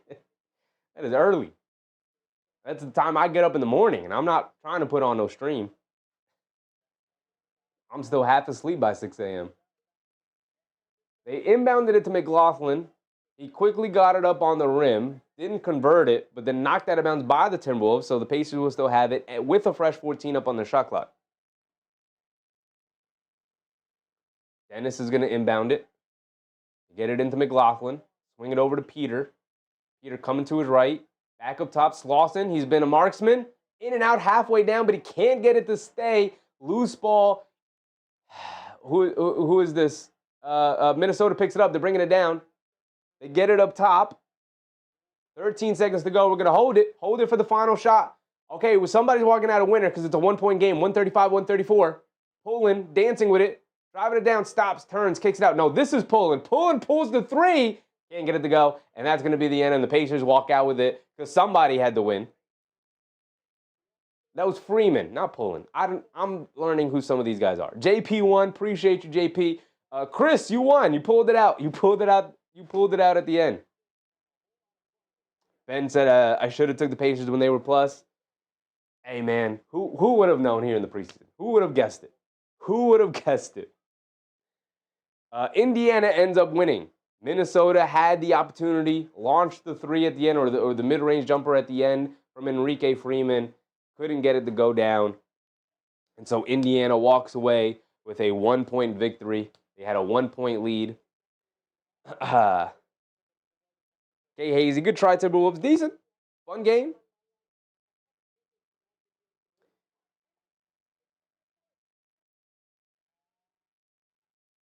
Channel said, stop playing with the Pacers. Let's go, Indy. Pacers looked really solid in that first half, too. They looked really solid in that first half. I mean, they had the 22-point lead. Looked really good. Chris said, looking forward to rocking it with the Knicks this season. Appreciate you. Eric, appreciate you. Appreciate everybody for hanging out. That's going to be the end of the stream, end of the game, end of the show. Here tonight, we will be back tomorrow. We can look real quick on the schedule. Who plays tomorrow? What game? What game are we looking at? We are on Wednesday. Thursday, we finally get back to our Knicks. We got Spurs Heat. Go watch some Wemby. Got Rockets Jazz. Celtics Grizzlies. Not doing that. We don't want to watch the Jazz. We're out on the Jazz. Timberwolves Warriors. Might be interesting. We'll think about that. No, that's a 10 p.m. game. We're not doing that. We're going to end up doing Spurs Heat. We're not watching the Jazz. We already watched the Grizzlies. We'll watch Spurs Heat. We get to watch Wemby. If Wemby's not playing, if I look online and I see that Wemby's not playing, because it's the preseason, you never know. They sit guys out all the time. If I find out Wembanyama's not playing, we'll pivot to either Rockets, Jazz, or Celtics, Grizzlies. But as of right now, the plan is to watch Spurs Heat tomorrow night. Appreciate y'all. Thanks for hanging out with me. We will be back in, what's that? That's 3.5 hours. So we'll be back in 21.5 hours. We'll be back in about 20 hours. Appreciate y'all. We'll do it all over again tomorrow. We'll do it all over again Thursday. And we'll do it all over again up until the finals in June. Right? Season has unofficially started here in the preseason. We'll be official October 22nd. But still got a lot left to do. But until next time, I appreciate y'all. Thanks for hanging out with me. Have a good night. We made it through the faded fifth quarter. We will be back tomorrow with Spurs Heat, most likely. But until next time, have a good night. Sleep. Brush your teeth before bed. Stay hydrated. And shower, because some of y'all stink. But I appreciate y'all. I'll catch y'all on the next one. Good night, everybody. Bye.